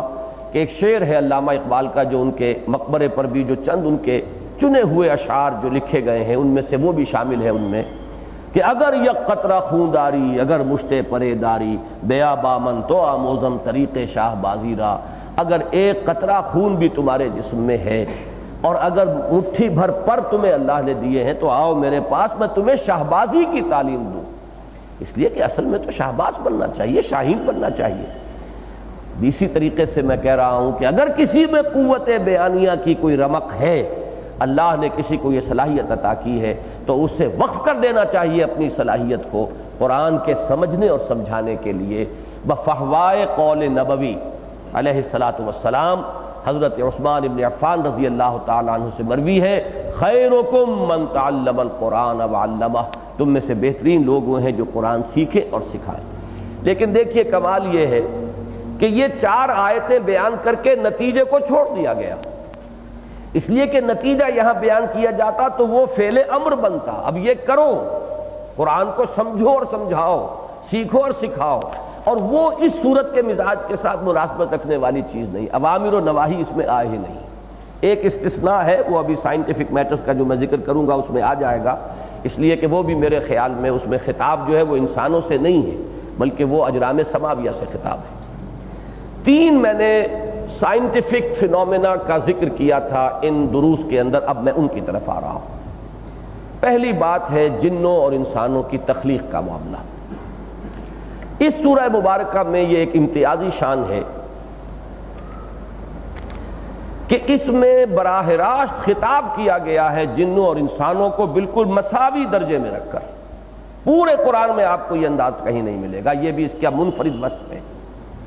اول تو یہ کہ بار بار جو آ رہا ہے فَبِأَيِّ آلَاءِ رَبِّكُمَا تُكَذِّبَانِ، تو تثنیہ کا صیغہ ہے، مراد ہے جن۔ پھر یا معشر الجن والانس ان استطعتم ان تنفذوا من اقطار السماوات والارض فانفذوا لا تنفذون الا بسلطان، جس طرح براہ راست خطاب ہے یکجا کر کے انسانوں اور جنوں کو۔ قرآن مجید میں صرف ایک آیت اور ہے سورہ انعام کے اندر جس میں یا معشر الجن والانس یہ خطاب کے الفاظ موجود ہیں، لیکن یہ ہوگا قیامت کے دن کہ اے جنوں اور انسانوں کی قوم، الم یاتکم رسل منکم، کیا تمہارے پاس رسول نہیں آئے تھے تم میں سے؟ یہ خطاب آخرت کا ہے۔ دنیا میں کوئی خطاب اس پورے قرآن مجید میں جنات اور انسانوں کو یکجا کر کے ایک جگہ بریکٹ کر کے مخاطب جو ہے سوائے اس سورہ رحمان کے اور کہیں نہیں کیا گیا۔ اسی میں وہ بھی آیت موجود ہے سنفرغ لکم ایھا الثقلان، تو یہ خطاب براہ راست جو ہے جنوں اور انسانوں کو یکجا کر کے یہ ایک منفرد خصوصیت ہے سورہ رحمان کی۔ اسی طریقے سے نوٹ کیجئے کہ اگرچہ ایک مثال اور موجود ہے قرآن مجید میں کہ ایک جگہ پر ذکر کیا گیا ہے جنوں اور انسانوں کی تخلیق کا، باقی بعض جگہ پر تقابل ہے، شیطان کے قول میں آ گیا ہے کہ مجھے آگ سے پیدا کیا، اس آدم کو تو نے مٹی سے بنایا، میں اس سے بہتر ہوں، انا خیر منہ، میں کیسے اس کو سجدہ کروں، کیسے جھکوں اس کے سامنے، خلقتنی من نار وخلقتہ من طین، مجھے تو نے آگ سے بنایا، اسے مٹی سے بنایا۔ اور سورہ کہف سے ہمیں معلوم ہے کہ وہ شیطان جو ہے وہ عزازیل وہ جنات میں سے تھا، کان من الجن ففسق عن امر ربی۔ لیکن یہ کہ براہ راست جنات کی اور انسانوں کا تقابل کرتے ہوئے تخلیق کا ذکر جو ہے وہ سورہ حجر میں ہے یا سورہ رحمان میں ہے۔ سورہ حجر میں بھی وہ دو آیتیں علیحدہ علیحدہ ہیں، لقد خلقنا الانسان من صلصال من حمأ مسنون ایک آیت، والجان خلقناہ من قبل من نار السموم دوسری آیت۔ یہاں جو ہے یہ واحد مثال ہے پوری قرآن مجید میں کہ ایک ہی آیت میں دونوں کو جمع کیا گیا ہے۔ خلق الانسان نہیں، ایک جگہ پر جمع کیا گیا، آیت تو دو ہی ہیں، خلق الانسان من صلصال کالفخار وخلق الجان من مارج من نار، اور جنوں کو پیدا کیا ہے آگ کی لپٹ سے۔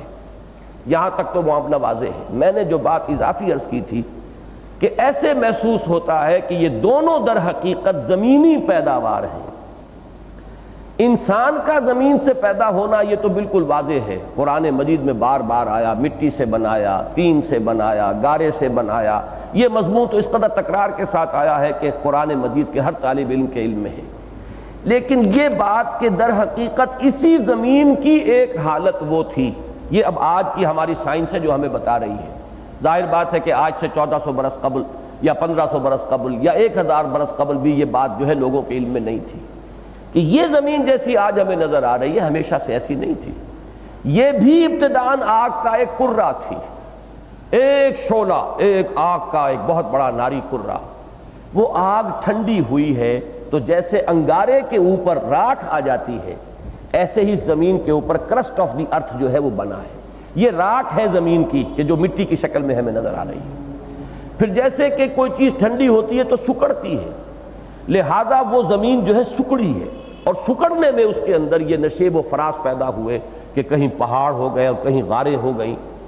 جو اس آگ کے بخارات نکلے تھے وہی ہیں کہ جنہوں نے باہر جا کر فضا کی شکل اختیار کی ہے۔ یہ گیسز ہیں جو اسی آگ سے نکلی ہوئی گیسز ہیں کہ جنہوں نے یہ ہماری فضا کا جو کور ہے پوری زمین کے گرد یہ مہیا کیا ہے۔ انہی میں سے گیسز ہیں آکسیجن اور ہائیڈروجن جن سے پانی بنا ہے۔ وہ پانی جو ہے سال ہا سال نہیں، ہزار ہا سال تک وہ پانی زمین کے اوپر برستا رہا ہے۔ وہی پانی ہے جس نے سمندروں کی شکل اختیار کی ہے۔ اب نوٹ کیجئے، یہ تو نظریہ ارتقاء نے بات بڑی تفصیل سے بیان کی کہ جب وہ سمندروں کے اور زمین کی مٹی جہاں ملی تھی وہاں دلدلی کیفیات پیدا ہوئی، کبھی وہ پانی خشک ہو جاتا ہے، کبھی پھر وہاں پانی آ جاتا ہے، کبھی وہ کرسٹ بن جاتا ہے، پپڑی سی بن جاتی ہے جہاں دلدلیں ہوتی ہیں ان کے اوپر آپ نے دیکھا ہوگا۔ یہ جو وہاں کا تغیر و تبدل ہے اسی کے ذریعے سے وہاں حیاتیاتی جو ہے ارتقاء شروع ہوا ہے۔ یہ ہے کہ جو سائنس ہمیں بتا رہی ہے۔ قرآن مجید نے اس کو اس صراحت کے ساتھ کہیں بیان نہیں کیا ہے، لیکن کہیں وہ کہتا ہے تراب سے بنایا، مٹی سے بنایا، کہیں کہتا ہے تین سے بنایا، تین کہتے ہیں مٹی کو جب پانی میں گوندھ کر گارا بنا دیا جائے تو وہ تین ہے، کہیں وہ کہتا ہے تین لازب سے بنایا، گارا جب بہت عرصے تک پڑا رہے اس میں چپچپاہٹ پیدا ہو جائے، لہس پیدا ہو جائے تو یہ تین لازب ہے۔ پھر کہیں وہ کہتا ہے کہ حمیم مسنون، اس کے اندر ایک سڑھان پیدا ہو جاتی ہے، ایک بو اٹھتی ہے، ہم نے اس سے بنایا۔ یہ عام طور پر ہوا کرتا تھا، آج کے نوجوانوں کے لیے تو یہ اب یعنی ایسی بات ہے کہ جو ان کے مشاہدے میں کبھی نہیں رہی۔ ہم نے اپنے بچپن میں دیکھا ہے، کچے مکان ہوتے تھے، ان کو لیپنے کے لیے گارا تیار کیا جاتا تھا، وہ گارا تغاری بنا کر جو ہے مٹی اس میں ڈال دی گئی، پھر اس میں کوئی توڑی ڈالتے تھے، آرگینک میٹر۔ یہ توڑی ہے جو وہاں جب گلتی تھی تو اس سے اس کے اندر وہ لیس پیدا ہوتا تھا اس گارے کے اندر، اور ایک سڑان سی پیدا ہو جاتی تھی اس کے اندر، بدبو پیدا ہوتی تھی۔ یہ ہے من حمیم مسنون۔ پھر جب یہ خشک ہوتی تھی اور اس کے اندر پپڑیاں بنتی تھی تو یہ ہے صلصال من حمیم مسنون۔ یہ پپڑی اتنی خشک ہو جائے کہ بجنے لگے، وہ کھنکھنانے لگے تو وہ ہے صلصال کالفخار۔ اب آپ اندازہ کیجئے 6 یا 7 تعبیرات ہیں جو قرآن مجید نے دی، اور پورا کا پورا فلسفہ ارتقاء جہاں سے بیان کرتا ہے مدارج کو، وہ اس کے اندر فٹ بیٹھتا چلا جاتا ہے۔ قرآن مجید نے اس انداز میں بیان نہیں کیا، لیکن ان مدارج کا جو ہے اس کے ساتھ ایک کوریلیشن قائم ہوتا ہے۔ بہرحال جہاں تک ایک اینڈ ریزلٹ جسے ہم کہتے ہیں وہ مشترک ہے کہ مٹی سے بنا انسان، وہ کرسٹ آف دی ارتھ جو ہے اسی سے بنا ہے، بلکہ آدم کے لفظ کی یہی شرح کی جاتی ہے۔ ادیم کہتے ہیں چھلکے کو، تو ادیم الارض جو ہے زمین کا یہ چھلکا، کرسٹ آف دی ارتھ، اس سے آدم وجود میں آئے ہیں، اس لیے حضرت آدم کا نام جو ہے وہ آدم ہے۔ ادیم الارض سے ان کی تخلیق ہوئی۔ تحت ادیم السماء کے الفاظ ایک آتے ہیں، بڑی لرزا دینے والی ایک حدیث ہے۔ حضور نے کہیے کہ جو ہمارا آج کا ماحول ہے اس کو، یا اور اس سے بھی نامعلوم حالات اور خراب سے خراب تر کیا ہونے والے ہیں، لیکن حضور نے جو خبریں دی ہیں ان میں ایک حدیث بڑی لرزا دینے والی ہے کہ حضور نے فرمایا کہ وہ وقت آئے گا کہ مسلمانوں کی مسجدیں آباد ہوں گی، مساجدہم عامرۃ لیکن وہی خراب من الہدیٰ، ہدایت سے خالی ہوگی۔ رسم ہوگی، ادا کی جا رہی ہوگی، اٹھک بیٹھک ہو رہی ہوگی، بڑے شاندار ٹائلیں لگی ہوئی ہوگی، مرمر سنگ مرمر ہوگا، سب کچھ ہوگا، ہدایت نہیں ہوگی۔ مساجدہم عامرۃ وہی خراب من الہدیٰ۔ اور اس کے بعد کا ٹکڑا ہے جو اور زیادہ لرزا دینے والا، علماؤہم شر الناس تحت ادیم السماء۔ ان کے علماء جو ہیں آسمان کی اس چھلکے کے نیچے بدترین لوگ ہوں گے۔ من عندہم تخرج الفتنہ وفیہم تعود، انہی میں سے فتنہ نکلے گا، انہی میں لوٹ جائے گا۔ یعنی فتنے اٹھانے کے سوا انہیں کوئی کاروبار نہیں رہے گا، کوئی مصروفیت، لوگوں کو ہدایت کی طرف بلانا جو ہے ان کے سامنے نہیں رہے گا، فتنے اٹھانے، جھگڑے اٹھانے، لوگوں کو تقسیم کرنے، سر پھٹول کروانا، یہ ان کا پیشہ بن کر رہ جائے گا۔ من عندہم تخرج الفتنہ، فتنہ کون اٹھا سکتا ہے؟ ظاہر بات ہے کہ وہی اٹھائیں گے جن کی طرف لوگوں کا رجوع ہوتا ہے، جن کی طرف لوگ جو ہے وہ اپنی رہنمائی کے لیے دیکھتے ہیں۔ اگر ان کی نیتوں میں فطور آ گیا ہو، اگر وہ دنیا کے کتے بن گئے ہوں، تو ظاہر بات ہے کہ فتنے تو وہیں سے وجود میں آئیں گے۔ من عندہم تخرج الفتنہ وفیہم تعود۔ تو ادیم کے لفظ سے میرا ذہن جو اس حدیث کی طرف بھی منتقل ہوا، وہ بھی میں نے آپ کو سنا دی۔ تو میرے ذہن میں ثقلان کا لفظ جو آیا ہے، اس میں زمین کے 2 بوجھ، یہ زمین کا ذکر ہو رہا ہے اس قرآن مجید کے اندر۔ کل من علیہا فان، علیہا کی ضمیر بھی میرے نزدیک یہاں زمین کی طرف جا رہی ہے کہ یہ جو قیامت آئے گی، جس کو کہ ہم جانتے ہیں، جس کے بعد بعث بعد الموت ہے اور حشر نشر ہے، حساب کتاب ہے، وہ قیامت اس پوری کائنات کے منہدم ہونے کا نام نہیں ہے، بلکہ وہ یہ زمینی تخلیق جو ہے، یہ عالم ارضی، اس میں جو یہ 2 مخلوقات پیدا کیے گئے، ایک جنات اور ایک انسان، یہ در حقیقت ان کے جزا و سزا کا اور ان کے جو بھی یہ امتحانی وقفہ تھا اس دنیاوی زندگی کا، اس کے بعد ان کے کارنامہ حیات کا نتیجہ بیان کرنے کے لیے ہوگا۔ تو وہ ساری ہلاکت جو آئے گی وہ در حقیقت اسی زمین کی مخلوقات کے اوپر آئے گی۔ کل من علیہا فان ویبقى وجہ ربک ذو الجلال والاکرام، اور اسی میں فرمایا گیا سنفرغ لکم ایھا الثقلان۔ یہ دونوں بوجھ ہیں اس زمین کے، گویا کہ دونوں زمین ہی سے بنائے گئے ہیں، اگرچہ جنات اس دور میں بنائے گئے جبکہ زمین آگ کا ایک شعلہ تھی، اس شعلے کی لپٹ سے، نار السموم، شعلے کے بارے میں بھی میں بیان کر چکا ہوں، یہ فزکس کے بلکہ ابتدائی اسباق میں سے ہے کہ شعلہ جو ہے فلیم، اس کا بھی ایک حصہ تو وہ ہے لیومینس جو نظر آ رہا ہوتا ہے، جو وہ پیلے سے رنگ کا ایک شعلہ آپ کو نظر آ رہا ہے، آگ ہے، پیلے رنگ کی ہے۔ ایک وہ ہے اس کے گرد ہے اصل حصہ جہاں حرارت سب سے زیادہ ہوتی ہے، لیکن وہ انویزیبل حصہ ہے، وہ نظر نہیں آتا، وہ ہے اصل میں لپٹ جس کو کہا گیا ہے، یا نار السموم، جیسے کہ آگ اگر ہوا کے اندر آگ سرایت کیے ہوئے ہے، باد سرسر ہے، لو کے تھپیڑے آ رہے ہیں تو کوئی شے نظر نہیں آتی، حرارت ہے آگ اس ہوا کے اندر لیکن نظر نہیں آ رہی۔ اسی طریقے سے شعلے کا وہ حصہ جو انویزیبل ہے، اس لپٹ سے جنات کی تخلیق ہوئی ہے، اور وہ شعلہ بھی کوئی اور شعلہ نہیں بلکہ اسی زمین کا وہ دور جبکہ یہ ایک شعلے کی شکل میں تھی۔ یہی وجہ ہے کہ سورہ ہجر میں اس کو بیان کیا گیا ہے وَالْجَانَّ خَلَقْنَاهُ مِن قَبْلُ مِن نَارِ السُّمُومِ، انسان کی، آدم کی پیدائش اور تخلیق سے بہت پہلے جنات کی تخلیق کی گئی ہے لو کی لپٹ سے، یعنی یہ کہ جو اس کے اوپر زمین جب ایک شعلہ تھی، اس شعلے کے اوپر جو وہ اس کی لپٹ تھی، وہ انویزیبل حصہ اس کا، اس سے بنائے گئے۔ البتہ یہ ذہن میں رہے کہ جنات آگ سے بنائے گئے لیکن آگ نہیں ہے، جیسے ہم مٹی سے بنائے گئے لیکن اب مٹی نہیں ہے۔ ہمارا یہ پروٹوپلازم جسے ہم کہتے ہیں، یہ جو ہمارے جسم کا جو مادہ ہے یہ مٹی نہیں ہے، اگرچہ اس کا مادہ تخلیق مٹی ہے۔ اسی طریقے سے ذہن میں اگر یہ تصور ہے کہ جن جو ہے وہ آگ ہے، نہیں، آگ سے بنے ہیں، مادہ تخلیق ان کا آگ ہے لیکن وہ خود آگ نہیں ہے۔ اور یہ جنات اور انسان یہ دونوں اس زمین ہی سے بنائے گئے، یہی دونوں اس زمین کا بوجھ ہیں۔ ایک بات اس کے ضمن میں اور آ گئی تھی درس کے دوران، وہ چونکہ ہمارا اجماعی عقیدہ جو ہے اہل علم کا وہ تو یہ ہے کہ جنات میں نبی اور رسول نہیں آئے۔ میرے حلقے میں جو لوگ شرکت کرتے ہیں ان کا چونکہ میرا ایک بڑا طویل اور بڑا گہرا تعلق رہا ہے مولانا امین احسن اصلاحی صاحب کے ساتھ، تو ان حضرات کا بھی ایک تعلق ہے، تو چونکہ انہوں نے اس کے برعکس ایک رائے دی ہے تو میں اس کے ضمن میں وضاحت کر رہا ہوں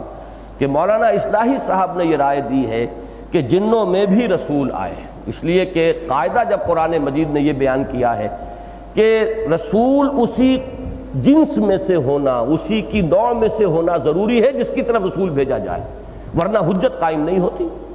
تو یہ قاعدہ کلیہ اپنی جگہ صحیح ہے، میں اس کو ایک اصول کی حیثیت سے مانتا ہوں، لیکن آپ دنیا بھر کے قواعد کے بارے میں یہ جانتے ہیں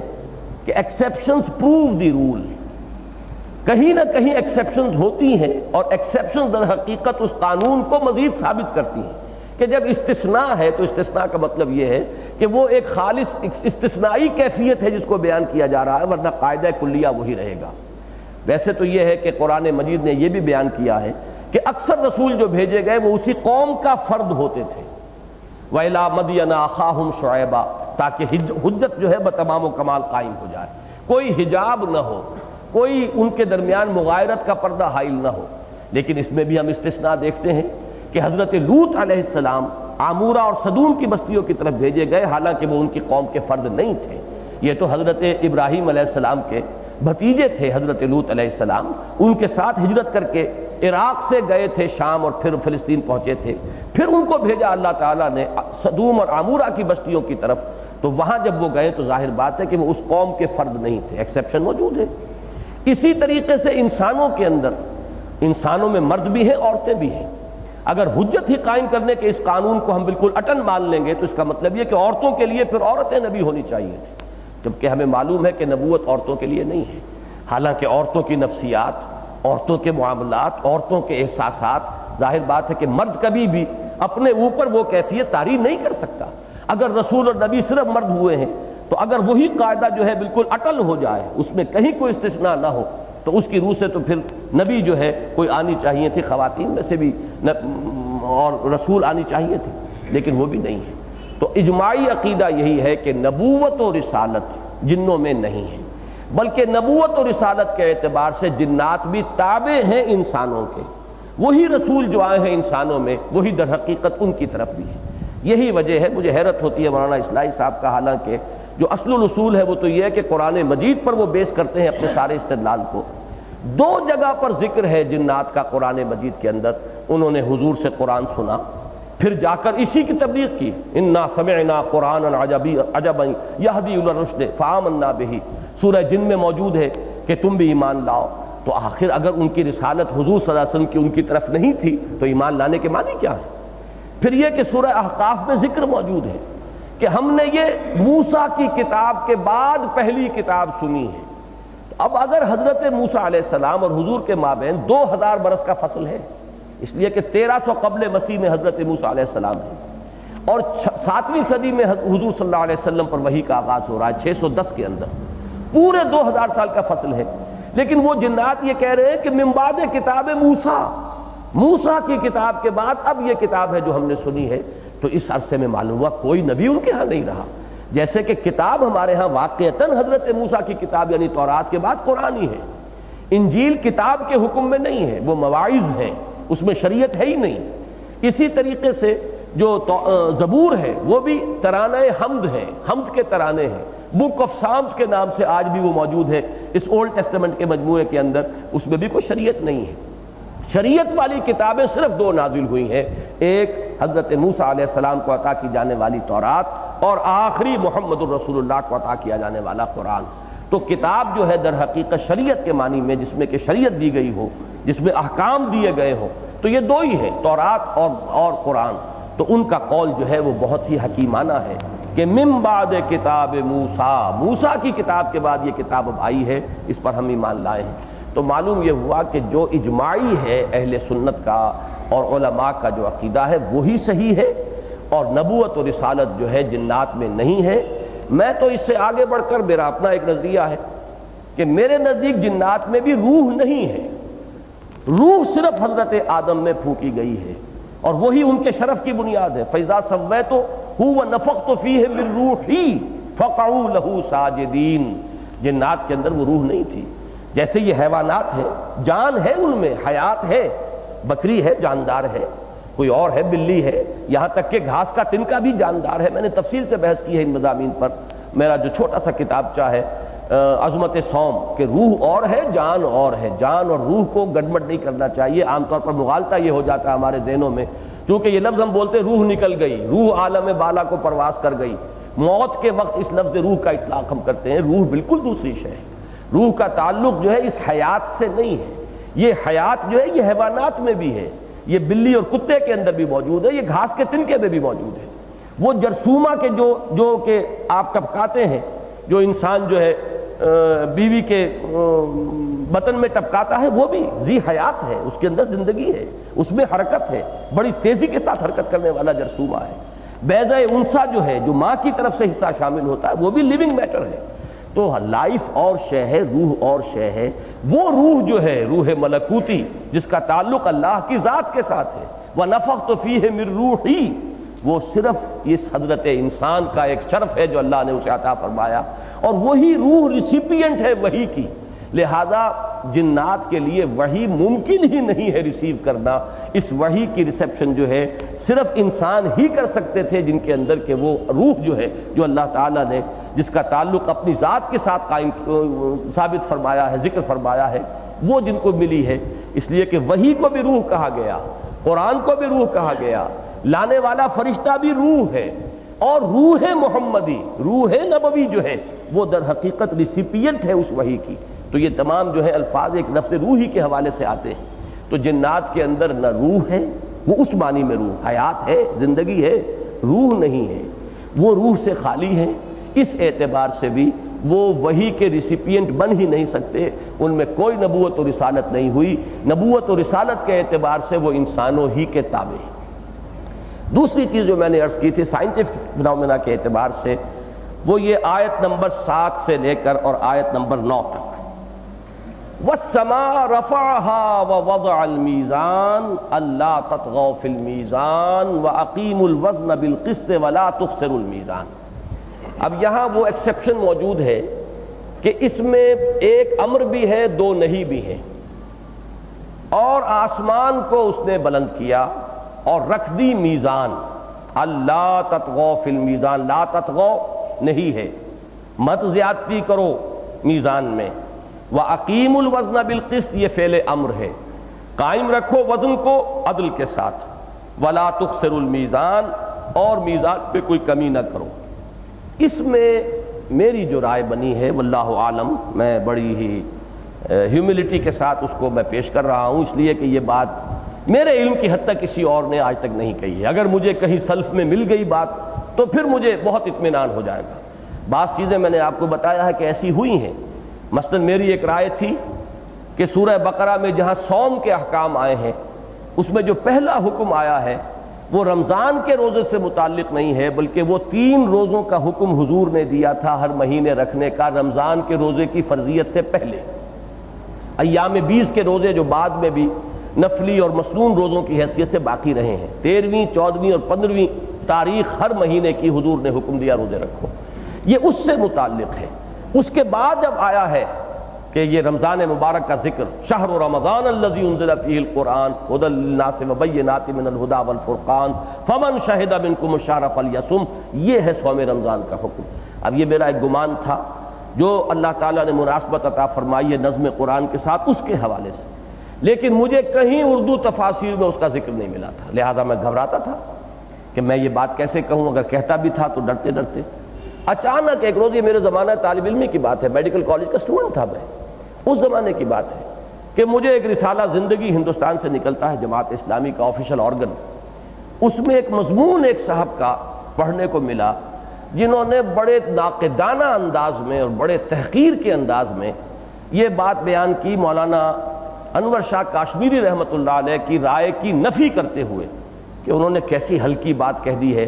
کہ یہ پہلا حکم جو ہے روزے کا، یہ رمضان کا حکم رمضان کے روزے سے متعلق نہیں ہے، بلکہ یہ تو متعلق ہے وہ جو 3 روزوں کا حکم دیا گیا تھا شروع میں۔ اب انہوں نے تو ان کی نفی کی تھی اور بڑے استحقار کے انداز میں اور تردید کرتے ہوئے بات کہی تھی، لیکن مجھے اطمینان کا سانس نصیب ہوا کہ اگر جو رائے میری بنی،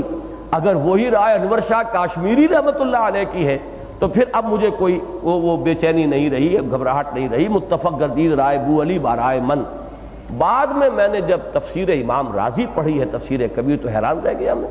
کہ اس میں تو یہ قول سلف سے منقول چلا آ رہا ہے، لیکن ہوتا یہ ہے کہ ہر دور میں اب ہمارے جو اردو مفسرین ہیں ایک خاص ماحول کے اندر ان کی سوچ پروان چڑھی ہے، ایک خاص قسم کے اثرات فضا کے اندر موجود ہیں، اس کی وجہ سے جب وہ سلیکٹ کرتے ہیں متقدمین کے اقوال میں سے کوئی ایک چیز انہوں نے جو سلیکٹ کر لی، اب اسی پر مکھی ماری جا رہی ہے، لوگ ایک دوسرے سے نقل کرتے ہوئے چلے آ رہے ہیں، حالانکہ سلف میں یہ رائے موجود ہے کہ یہ پہلا حکم جو ہے یہ در حقیقت صوم رمضان کا نہیں ہے۔ اسی لیے وہاں لفظ آیا ہے ایام معدودات، یہ معدودات جمع قلت ہے، جمع قلت کا اطلاق ہوتا ہے 3 سے لے کے 9 تک، اس سے زیادہ پر اس کا اطلاق ہو ہی نہیں سکتا، اس لیے کہ یہ جمع قلت کہلاتی ہے۔ بہرحال یہ ایک میں نے مثال دی، اسی طرح ایک مثال اور میں آپ کو دے دوں، سورہ حج کی آیت کے بارے میں میرا گمان تھا، یہ جو آیت ہے سورہ حج کے اندر اذن للذین یقاتلون بانہم ظلموا، اب سورہ حج کے بارے میں اختلاف ہے، بعض اسے مکی لکھتے ہیں، بعض مدنی لکھتے ہیں، ایک رائے میری بھی ہے کہ اصلاً وہ مکی ہے، چند آیات مدنی ہیں، لیکن اس آیت کے بارے میں میرا یہ گمان تھا کہ یہ اثناء سفر ہجرت میں نازل ہوئی ہے۔ ایسا انداز معلوم ہوتا ہے کہ جب حضور مکے سے مدینے کی طرف تشریف لے جا رہے ہیں، ظاہر بات ہے وہ کوئی آدھے گھنٹے کی پرواز تو نہیں تھی جیسے کہ آج کل، اب میں نے اسی سفر میں طائف سے مدینہ منورہ میں گیا ہوں، 1 گھنٹے کی پرواز ہے، کوئی بمشکل، وہ بھی وہ ٹیک آف اور لینڈنگ سب ملا کر،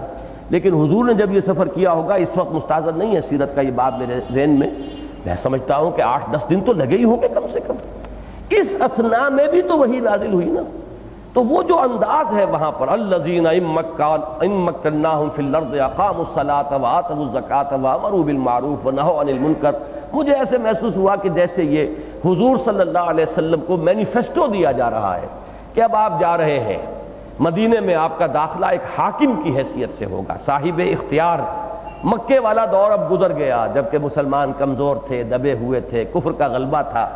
اب تو بے تاج بادشاہ کی حیثیت سے آپ کا وہاں داخلہ ہوگا۔ الذین ان مکناہم فی الارض، اب آپ کو کیا کام وہاں جاتے ہی کرنے ہیں، اقاموا الصلاۃ وآتوا الزکاۃ وامروا بالمعروف ونہوا عن المنکر، یہ مینیفیسٹو ہے جو محمد رسول اللہ کو دیا جا رہا ہے، اور محسوس ایسا ہوتا ہے کہ ان آیات کے نزول کا کوئی موقع مکے میں تو بنتا ہی نہیں، اس لیے کہ ابھی وہ حالات ہی نہیں تھے کہ وہ تمکن ہو اور وہاں پر یہ احکام اس طریقے سے تنفیذ کیے جا سکیں، اور مدینے میں جانے سے پہلے یہ بات آ جانی چاہیے۔ تو میرا گمان تھا، بعد میں مجھے اطمینان ہوا کہ حضرت عبداللہ ابن عباس رضی اللہ تعالی عنہما کا یہ اثر موجود ہے کہ یہ آیات اثناء سفر ہجرت میں نازل ہوئی، تو اس سے ایک اطمینان ہو جاتا ہے۔ اسی طرح میں عرض کر رہا ہوں، چونکہ اب اتنا وقت میرے پاس نہیں ہے کہ میں ان تفاسیر کو کھنگالوں، ہو سکتا ہے یہ بات پہلے بھی کسی نے کہی ہو، لیکن اس وقت تک چونکہ میرے علم میں نہیں ہے اور میں یہ بات اپنی ایک منفرد رائے کی حیثیت سے پیش کر رہا ہوں، لہذا عرض کر رہا ہوں کہ بہت ڈرتے ڈرتے پیش کر رہا ہوں، پوری ہیوملٹی کے ساتھ پیش کر رہا ہوں، اللہ کرے کہ مجھے کہیں سے اصل میں سے بھی اس کی تائید مل جائے، ورنہ یہ کہ اگر میری رائے یہ غلط ہے تو کوئی میری اس غلطی کو مجھ پر واضح کر دیں اور مجھے اس پھر رجوع کرنے میں قطعاً کوئی بات نہیں ہوگا۔ لیکن اس سورہ مبارکہ کا مزاج جو میں نے سمجھا، اس میں سیاق و سباق کا جو تعلق قائم ہوتا ہے، اس کی روح سے میرے نزدیک یہاں جو خطاب ہے انسانوں سے نہیں ہے، یہ میزان دنیاوی نہیں ہے جس میں کہ تولا جاتا ہے۔ امام راضی نے بھی میری ایک مشکل آسان کی ہے، انہوں نے کہا ہے کہ لفظ میزان یہاں پر آیا ہے 3 مرتبہ، اور یہ میزان اصل میں تو ہے اسم آلہ مفعال کے وزن پر، مفزان کا میزان بن گیا، وزن کا آلہ جس سے کہ تولا جائے، لیکن انہوں نے کہا کہ یہ بطور مصدر بھی استعمال ہوا ہے، بطور موزون کی جگہ پر بھی جس کا وزن کیا جا رہا، اللہ تخسروا فی المیزان، مت کمی کرو کس چیز میں، میزان میں تو کمی نہیں ہوا کرتی، موزون میں کمی ہوتی ہے جس کا وزن کیا جا رہا ہو۔ تو ایک جگہ یہ جو ہے بحیثیت مصدر آیا ہے، ایک جگہ یہ بطور اسم آلہ آیا ہے، ایک جگہ یہ موزون کی جگہ پر میزان آیا ہے۔ یہ رائے ہے امام راضی کی جو میرے سامنے آئی۔ اب اگر یہ بحیثیت مصدر آ سکتا ہے تو میرے نزدیک یہ تینوں جگہ پر توازن کے معنی میں ہے۔ آج ہمیں یہ معلوم ہے اس فضا کی جو پہنائی ہے، اس خلا کی، اس کائنات کی وسعتوں کا اب بھی ہمیں صحیح اندازہ نہیں ہے، لیکن جتنا آج ہے اتنا آج سے 200 برس پہلے بھی نہیں تھا۔ آج ہمیں معلوم ہے کروڑ ارب کرے اس فضا کے اندر، اس خلا کے اندر تیر رہے ہیں، ٹکراتے نہیں ہیں آپس میں، ٹکرائیں گے تو یہ تباہی آ جائے گی، کائنات جو ہے ختم ہو کر رہ جائے گی۔ ان کو کیا چیز ہے جو باندھے ہوئے ہے کسی نظم کے اندر، وہ باہمی کشش کا ایک نظام ہے۔ یہ باہمی کشش کا نظام جس کا کہ فزکس میں قاعدہ دیا گیا ہے کہ وہ انورسلی پروپورشنل ہوتا ہے ماس کے ساتھ، جس کا جتنا بڑا حجم ہوگا، سمجھے آپ، تو وہ اس کے اعتبار سے ہی اس کی جو قوت ثقل ہے اس کے اندر کمی اور بیشی ہوتی چلی جائے گی۔ یہ ہے وہ قوت کے جو تھامے ہوئے ہے اس پورے نظام کو، کہ تمام کرے ایک دوسرے کو کھینچ رہے ہیں۔ اب ایک کرہ یہاں ہے، ایک اس کے داہنی جانب ہے، ایک بائیں جانب ہے، دائیں جانب بھی اسے کھینچ رہا ہے، بائیں جانب بھی کھینچ رہا ہے۔ ان دونوں پلز کا توازن ہے کہ جو اسے اپنی جگہ پر قائم کیے ہوئے ہیں۔ یہی توازن ہے کہ جس سے یہ پورا اس کائنات کا باہمی کروں کا نظام جو ہے اپنی جگہ پر قائم ہے۔ اور یہ توازن کتنا کمپلیکیٹڈ ہوگا اس کا ہم تو خیر تصور ہی نہیں کر سکتے، کہ ہر شے حرکت میں بھی ہے، حرکت میں ہوتے ہوئے بھی ان کے مابین فاصلوں کا جو رد و بدل ہو رہا ہے، اس کے اندر وہ توازن بدلنا نہ پائے۔ اگر توازن بدل گیا تو ظاہر بات ہے کہ ایک طرف کی کشش اگر زیادہ ہو گئی تو وہ کھینچ کر لے جائے گا، اور وہ کھینچ کر لے جائے گا تو اس کرے کے ساتھ جا کر ٹکرائے گا۔ اور قیامت کے موقع کے لیے یہ نقشہ قرآن میں کھینچا گیا ہے، وَجُمِعَ الشَّمْسُ وَالْقَمَرُ، یہ سورج اور چاند یکجا ہو جائیں گے۔ ذرا سا بھی اس نظام کشش باہمی میں ایک جگہ آپ فرق کر دیجئے تو یہ تو پھر سب کے سب جو ہے، یعنی اس اعتبار سے یہ اتنا نازک نظام ہے کہ مجھے وہ اقبال کا شعر بہت پسند ہے کہ لو سانس بھی آہستہ کے نازک ہے بہت کام، آفاق کی اس کارگہ شیشہ گری کا، یہ کروڑ ارب ٹن کا ایک ایک کرہ جو ہے جس کا ہم تصور بھی نہیں کر سکتے، ہماری زمین سے کروڑوں گنا حجم کے اندر کرے ہیں جو یہاں تیر رہے ہیں۔ یہ اگر ٹکرائیں آپس میں تو کیا ہوگا؟ کون سی چیز ہے جن کو ٹکرانے سے روکے ہوئے ہیں؟ ایک شے تو ہم جانتے ہیں وہ تو اللہ کا حکم ہے، لیکن اللہ کا حکم اس کائنات میں جس طور سے نافذ ہوتا ہے، سلسلہ اسباب و علل کے اندر اس کا جس طور سے ظہور ہوتا ہے، اس کو تو سامنے رکھیے نا۔ وہ یہی ہے کہ ان کا باہمی جو نظام ہے کشش ثقل کا، کشش باہمی کا، اس کا توازن ہے کہ جو اس پورے نظام کو تھامے ہوئے ہیں۔ تو یہاں جو ذکر ہوا ہے وَالسَّمَاءَ رَفَعَهَا وَوَضَعَ الْمِيزَانَ، میزان یہاں توازن کے معنی میں ہے۔ ہم نے اس آسمان کو بلند کیا اور اس میں توازن رکھ دیا، توازن پیدا کر دیا۔ ان بڑے بڑے اجرام سماویہ کے مابین ایک بیلنس ہے، یہ جو پلز ہیں مختلف جو اطراف سے جو کھینچ رہی ہیں۔ اب یہی آپ کو معلوم ہوگا کہ آج کل یہ راکٹس کے ذریعے سے جب آپ کسی چیز کو، کسی کرے کو کسی جگہ پہنچا دیتے پھر وہ خود بخود گردش میں آتا ہے۔ وہ جب آپ اس کو لانچ کرتے ہیں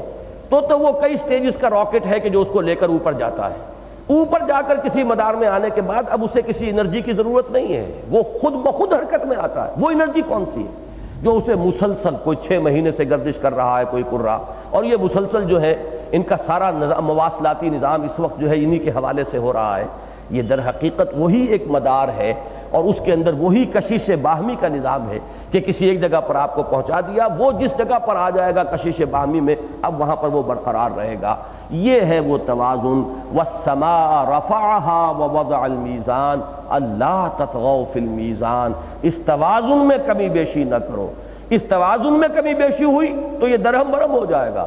آفاق کی اس کارگاہ شیشہ گری کے اندر ایک بھونچال آ جائے گا، تصادم ہوں گے اور یہ کائنات کا یہ پورا نظام ختم ہو جائے گا۔ وَأَقِيمُوا الْوَزْنَ بِالْقِسْطِ وَلَا تُخْسِرُوا الْمِيزَانَ، اور اس توازن کو قائم رکھو پورے عدل اور انصاف کے ساتھ، اور میزان میں کوئی کمی نہ کرو۔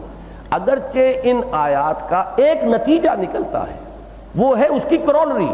وہ یہ ہے کہ جیسے آفاق کے اندر یہ توازن اور عدل اور قسط ہے، ایسے ہی انسانی دنیا کے اندر بھی، معاملات انسانیہ کے اندر بھی، سماجی اور تمدنی اور معاشی نظام کے اندر بھی ایک توازن ہونا چاہیے۔ وہ میزان بھی ہے جو اللہ نے عطا کی ہے، لیکن وہ اسی گروپ کی مدنی صورت جب شروع ہوگی، ابھی تو ہم یہ اس آخری جوڑے کی پہلی صورت ہم نے ختم کی ہے، ابھی سورہ واقعہ پڑھنی ہے، پھر مدنی سلسلہ شروع ہو جائے گا۔ سورہ حدید میں وہ آیت آ گئی ہے، لَقَدْ أَرْسَلْنَا رُسُلَنَا بِالْبَيِّنَاتِ وَأَنزَلْنَا مَعَهُمُ الْكِتَابَ وَالْمِيزَانَ لِيَقُومَ النَّاسُ بِالْقِسْطِ۔ وہ آیت جو ہے وہ اس مفہوم کو ادا کر رہی ہے، لیکن یہاں در حقیقت وہ آفاقی اور کائناتی، یا جس کو یونیورسل کہیں یا کاسمک کہیں، کاسمک بیلنس جو اس کائنات کے اندر اللہ نے قائم کیا ہے، یہاں وہ مراد ہے، نہ کہ یہ ترازو کے جس سے ہم تولتے ہیں، وہ ترازو جو ہے اس کا ذکر آئے گا سورہ حدید کے اندر۔ یہ میری ایک رائے ہے، واللہ اعلم۔ میرے نزدیک چونکہ یہ اب سلسلہ بیان یہ ہے کہ وَالسَّمَاءَ رَفَعَهَا وَوَضَعَ الْمِيزَانَ اللہ تطغوا فی المیزان وَأَقِیمُوا الْوَزْنَ بِالْقِسْطِ وَلَا تُخْسِرُوا الْمِيزَانَ، اس کے بعد بات شروع ہوئی ہے وَالْأَرْضَ وَضَعَهَا لِلْأَنَامِ، یہ آسمان سے زمین کی طرف نزول ہو رہا ہے مضمون کا، اور یہ زمین ہم نے بنائی ہے کہ جو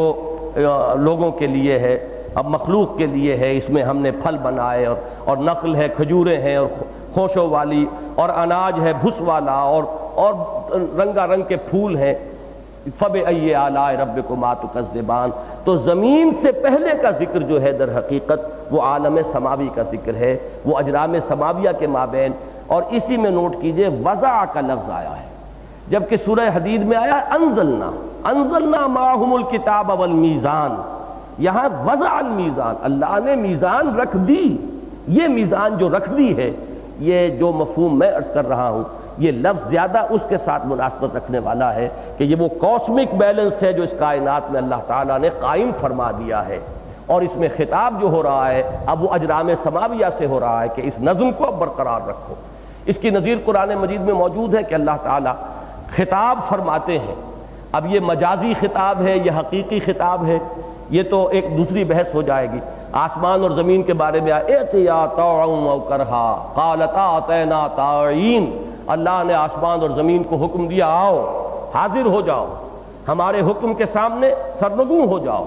چاہے اپنی طبیعت کی آمادگی کے ساتھ، چاہے اپنی طبیعت پر جبر کرتے ہوئے۔ ان دونوں نے عرض کیا کہ ہم حاضر ہیں اپنی پوری طبیعت کی آمادگی کے ساتھ، آپ کا جو حکم ہوگا اسی کی پابندی کریں گے۔ تو یہ کلام جو ہے زمین سے، آسمان سے، یہ جو بھی اجرام سماویہ ہیں، ان سے کلام قرآن مجید میں ثابت ہے اللہ تعالیٰ کا اس طور سے، اور میرے نزدیک یہاں پر بھی کلام کا رخ جو ہے وہ ان کی جانب ہے، انسانوں کی جانب نہیں ہے۔ تیسری چیز جو میں عرض کر دوں اب وہ آخری بھی ہوگی، وہ ہے یا معاشر الجن والانس ان استطعتم ان تنفذوا من اقطار السماوات والارض فانفذوا لا تنفذون الا بسلطان۔ پہلی بات تو میں یہ عرض کر دوں کہ میں نے جتنی تفسیریں پڑھی، طبیعت میں ایک خلش باقی رہی کہ اس آیت کا اصل محل اور مفہوم اور مقام ہے کیا۔ اے جنوں اور انسانوں کی قوم، اگر تم میں استطاعت ہے کہ تم آسمان اور زمین کے حدود سے نکل بھاگو تو نکل بھاگو، تم ہرگز نہیں نکل بھاگو گے سکو گے مگر سند کے ساتھ۔ اب سلطان کے دو معنی کیے گئے، ایک تو طاقت کے ساتھ نکل سکتے ہو، اور ایک یہ کہ سند کے ساتھ کہ ہمارا اگر پاسپورٹ ہے،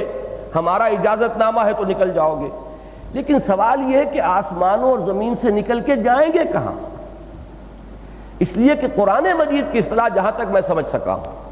آسمانوں اور زمین کا لفظ قرآن جب استعمال کرتا تو کل کائنات کو وہ اس سے مراد لیتا ہے۔ جو ہماری سائنٹیفک اصطلاحات ہیں، جو ہماری اہل منطق یا اہل فلسفہ کی اصطلاحات ہے، کون و مکان، کائنات، قرآن ان الفاظ کو استعمال نہیں کرتا، حالانکہ یہ عربی کے الفاظ ہیں۔ قرآن مجید نے سادہ ٹرمینالوجی جو عرب کا ایک عام بدو بھی سمجھ لیتا تھا وہ استعمال کی ہے، لیکن جب بھی وہ آسمان اور زمین مراد لیتا ہے تو کل کائنات، کل عالم جو بھی اللہ نے تخلیق فرمایا ہے وہ اس میں آ جاتا ہے۔ اب اس سے باہر پھر کون ہے؟ اس سے باہر ہے کیا؟ جو بھی کچھ ہے کائنات کے اندر وہ تو ان کی حدود کے اندر آ گیا۔ اب وہاں سے نکل کر جانے کا مسئلہ ہے کہاں کا، کہاں نکل بھاگیں گے؟ پھر یہ کہ اگر یہ صرف اشارہ ایک مجاز کے درجے میں ہوتا، صرف ایک استعارہ ہوتا، تو وہ جو ٹکڑا ہے کہ لا تنفذون الا بسلطان، وہ کچھ سپر فلوئڈ سا ہو جاتا ہے، مطلب یہ کہ غیر ضروری سا محسوس ہوتا ہے۔ اس سے تو معلوم ہوتا ہے کہ نکل سکتے ہیں، اس لیے کہ اللہ کی سند درکار ہے۔ چاہے وہ اپنی طاقت لے، جن لوگوں نے طاقت مانی لیے ہیں وہ تو بہت ہی احمقانہ مفہوم ہے جو انہوں نے لیا، عجیب، یعنی ایک تضاد ہوگا اس میں کہ اے جنوں اور انسانوں، اگر تم میں طاقت ہے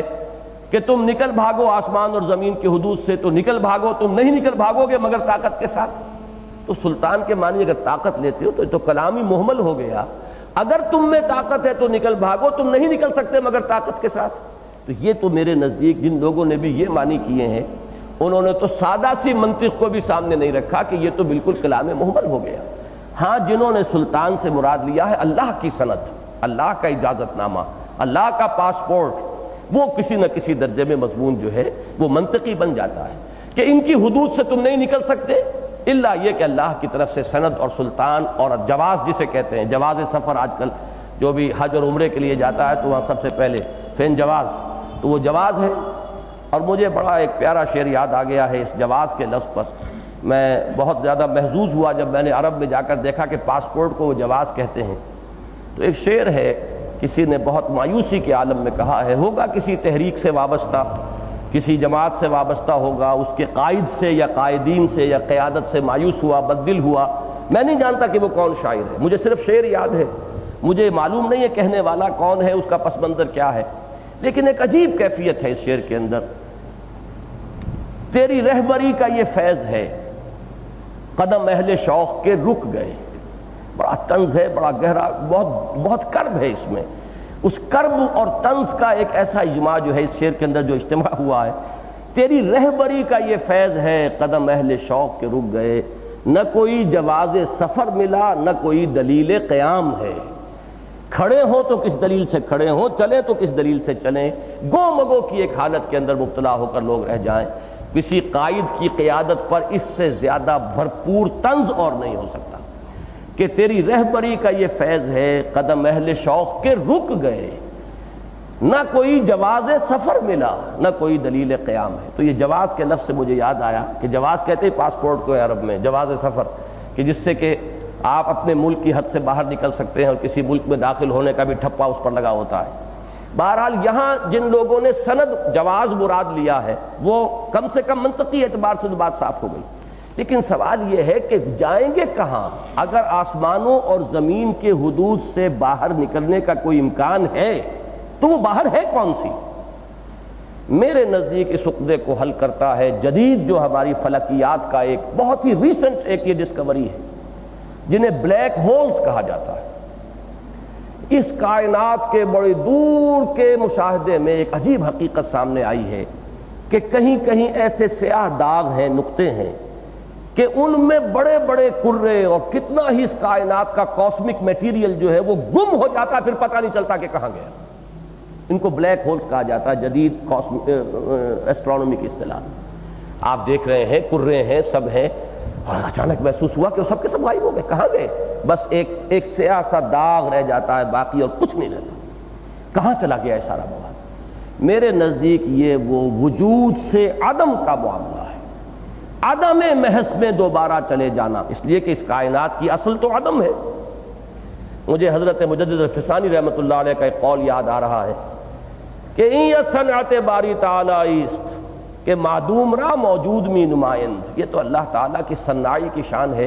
یہ کائنات اصل میں تو اس کی حقیقت عدم ہے، اس عدم کو وجود کا ایک پردہ جو ہے پہنا دیا گیا ہے، نظر آ رہا ہے کہ یہ موجود ہے، حقیقت میں معدوم ہے۔ تو کائنات کی اصل تو عدم ہے، اللہ نے عدم سے اسے وجود بخشا، اب یہ پھر عدم ہی کے پردے میں جائے گی، اور اس عدم کے پردے میں جانے کا معاملہ جیسے اس کائنات کے اندر کریشن کا پروسیس ابھی جاری ہے، یہ بھی جدید ترین جو نظریات ہیں اس میں یہ ہے ایکسپینڈنگ یونیورس کا فلسفہ، اور کریشن ابھی مسلسل جاری ہے۔ ہمارے بعض سائنسدان تو بتاتے ہیں کہ اتنے عرصے میں ایک نیا ایٹم جو ہے ہائیڈروجن کا وجود میں آ رہا ہے، مسلسل ہائیڈروجن ایٹمز جو ہیں اس کائنات کے اندر ایڈ ہو رہے ہیں۔ تو جس طرح ایک طرف ہمارے جسم کے اندر خون ہے، مسلسل اس کی نئی پیدائش بھی ہوتی ہے، اور مسلسل وہ جو کارپسلز ہیں اس کے وہ ان کی موت بھی واقع ہو رہی ہے، تو تخلیق اور فنا کا عمل ہماری اس زندگی کے دوران بھی ہمارے وجود میں جاری ہے۔ خون کے ذرات تازہ پیدا ہو رہے ہیں اور پھر وہ ختم ہوتے چلے جا رہے ہیں۔ اسی طریقے سے اس کائنات میں ابھی تخلیق اور فنا کا عمل بھی مسلسل جاری ہے۔ ایک طرف یہ ایکسپینڈنگ یونیورس ہے، وہ جو بھی میٹر ہے وہ پیدا ہو رہا ہے، مزید اس میں ایڈ ہو رہا ہے۔ قرآن مجید میں اس کی طرف اشارہ یزید فی الخلق ما یشاء، اللہ تعالیٰ خلق میں اضافہ کرتا رہتا ہے جو چاہتا ہے، اس کی ابھی خلاقی ختم نہیں ہوئی۔ اقبال نے اس کو اس طرح بیان کیا ہے کہ یہ کائنات ابھی ناتمام ہے، شاید کہ آ رہی ہے دمادم صدائے کن فیکون۔ یہ صدائے کن فیکون ہر شخص تو نہیں سن سکتا، لیکن یہ کہ کسی کا اگر شعور جو ہے بہت حساس ہے تو شاید وہ اس کی آواز بھی سنتا ہو۔ جیسے حضرت علی رضی اللہ تعالیٰ عنہ کا قول ہے کہ وہ عہد الست بربکم قالوا بلا، مجھے یاد ہے، مجھے اب بھی یاد ہے کہ وہ عہد ہم کر کے آئے تھے۔ اب ہر شخص کو تو یاد نہیں ہے، ان کا کوئی خاص معاملہ ہے کہ انہیں یاد ہے۔ بہرحال اس کائنات میں کریشن اور ڈسٹرکشن کا عمل مسلسل جاری ہے۔ وہ ڈسٹرکشن جو ہے وہ ہے بلیک ہولز کی شکل میں۔ میرے نزدیک اس آیت کا مفہوم یہ ہے جو مختلف مواقع پر قرآن مجید سے اور جگہوں سے معلوم ہوتا ہے کہ انسان اور جن جب وہ وقت آئے گا قیامت کا تو وہ فنا کے طالب ہوں گے، وہ چاہیں گے کہ ہمیں ملیا میٹ کر دیا جائے، نسیم منسیہ، جیسے کہ الفاظ سورہ مریم میں حضرت مریم کے آئے ہیں، یا لیتنی مت قبل ھذا وکنت نسیم منسیہ، کاش کہ میں اس سے پہلے مر چکی ہوتی اور میں بھولی بسری ہو چکی ہوتی، یاد بھی نہ ہوتا کسی کو کہ کون مریم تھی۔ یہ جو ایک کیفیت ہے، یہی کیفیت تو ہر ایک کی ہوگی جب وہ حساب کا وقت قریب آ رہا ہوگا۔ کاش کہ ہم ایک دم ہمارا وجود ختم ہو جائے، جس کو کہ فارسی میں کسی نے کہا ہے، اس کیفیت کا اظہار ہے کہ مرا کاش کے مادر نہ زادے، کاش کہ مجھے میری ماں نے جنا نہ ہوتا۔ اور قرآن مجید میں سورہ جو ہے اما یتسالون، وہ اسی پر آتی ہے، یا لیتنی کنت ترابا، ہائے کاش کہ میں مٹی ہوتا۔ یہ آج جو محاسبہ ہے جس کو فیس کرنا پڑ رہا ہے، کاش کہ اس کا مرحلہ نہ آتا۔ یہی کیفیت حضرت ابو بکر رضی اللہ تعالیٰ عنہ کے اس قول میں ہے کہ کاش میں چہچہاتی ہوئی چڑیا ہوتا جس سے کوئی حساب کتاب نہیں، کاش میں گھاس کا ایک تنکا ہوتا جو جلا دیا جاتا ہے، ختم ہو جاتا ہے، پھر اس سے کوئی حساب کتاب نہیں۔ تو جن اور انس یہ چاہیں گے کہ کاش ہمیں معدوم کر دیا جائے، ہمارا وجود ختم ہو جائے، یہ شرف وجود جو ہمیں عطا ہوا ہے، یہ خلعت وجود جس سے ہم نوازے گئے ہیں، کاش کہ یہ ہم سے لے لی جائے۔ اسی کو قرآن مجید میں غالباً سورہ فرقان میں کہا گیا ہے، وَدَعَوْا هُنَالِكَ ثُبُورًا، اب وہ موت مانگیں گے اور کہا جائے گا اب ایک موت نہ مانگو، اب لاکھوں موتیں مانگو، اب ایک موت سے کام نہیں چلے گا، اب تو اس جہنم کے اندر ہر آن مرو گے اور پھر جیو گے، اور مرو گے اور پھر جیو گے، اور وہ موت نہیں آئے گی۔ وہ موت چاہیں گے اور وہ موت آئے گی نہیں۔ یہ ہے اصل میں نقشہ کہ انسان چاہیں گے اور جنات چاہیں گے کہ ہم معدوم کر دیے جائیں، ہمیں ختم کر دیا جائے، لیکن یہ کہ نہیں، البتہ اللہ کا حکم جب ہوگا، جس کے لیے ہوگا، وہ سند جس کو اللہ تعالیٰ عطا فرما دے کہ اس کا وجود ختم ہو جائے اور وہ عدم کے پردے میں گم ہو کر رہ جائیں، وہ بلیک ہول میں داخل ہو اور پھر ان کا وجود نہ رہے۔ جہنم میں داخل ہو کر تو وجود رہے گا، ایک کھال جل جائے گی تو دوسری کھال دے دی جائے گی، وہ جھلس جائے گی تو تیسری کھال دے دی جائے گی، تاکہ وہ سوزش اور جلن وہ مسلسل محسوس ہوتی رہے۔ وہ جو معدوم محض ہو جانے کی خواہش ہے، یہ آیت میرے نزدیک واللہ عالم پھر عرض کر رہا ہوں کہ یہ بلیک ہول کا کانسیپٹ جو ہے یہ بھی ظاہر بات ہے کہ بہت ریسنٹ ہے، میں پھر یقین کے ساتھ نہیں کہہ رہا، ایک ذہنی انتقال ذہنی ہے کہ میرا ذہن ادھر منتقل ہوا ہے اور میں نے اسے آپ حضرات کے سامنے رکھ دیا ہے۔ اہل علم کے لیے یہ غور و فکر کا مادہ ہوگا۔ اس میں یہ ڈھونڈنا، جیسا کہ میں نے تمہید میں کہا تھا کہ پہلے کسی نے یہ بات کہی ہے یا نہیں کہی ہے، تو یہ لا حاصل بات ہوگی، اس لیے کہ ظاہر بات ہے کہ بلیک ہولز کا کوئی کانسیپٹ ہی اس سے پہلے موجود نہیں تھا، کائنات کا ہمارا مشاہدہ ہی ابھی اتنی وسعت میں نہیں تھا، یہ مسلسل کریشن اور مسلسل ڈسٹرکشن کا یہ تصور جو ہے وہ ہمارے سامنے موجود نہیں تھا۔ لہذا یا معشر الجن والانس ان استطعتم ان تنفذوا من اقطار السماوات والارض فانفذوا لا تنفذون الا بسلطان. میرے نزدیک اس سے مراد آسمانوں اور زمین کی سرحدوں سے باہر نکل جانے کا مطلب یہ جو وجود ہے اس کے سرحد سے نکل کر عدم کے اندر داخل ہو جانا ہے. اور یہ چیز تو ہوگی ہی، ایک وقت آئے گا، لیکن کب ہوگی؟ جب اللہ چاہے گا، جب اللہ کی سلطان اور اللہ کی سند حاصل ہو جائے گی. تو یہ تین چیزیں تھیں خاص طور پر جو میں نے چاہا کہ دوبارہ دہرا کر آپ حضرات کے سامنے رکھ دوں. اور اس میں وہ مقدمہ اصل میں کہ ان چیزوں میں ہمیں فرق کرنا چاہیے، نہ تو جدید کے اندر اس طرح بہہ جائیں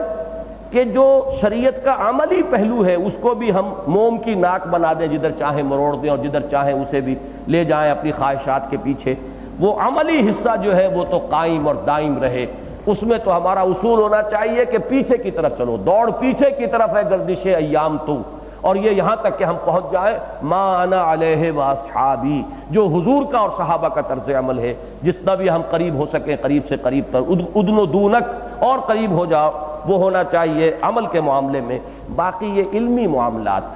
فکر اور حکمت کے معاملات، اور خاص طور پر جہاں سائنٹیفک فنومینا کا معاملہ آتا ہو اس کے ضمن میں ہمیں آگے سے آگے جانا چاہیے. اور جتنی بھی جدید معلومات،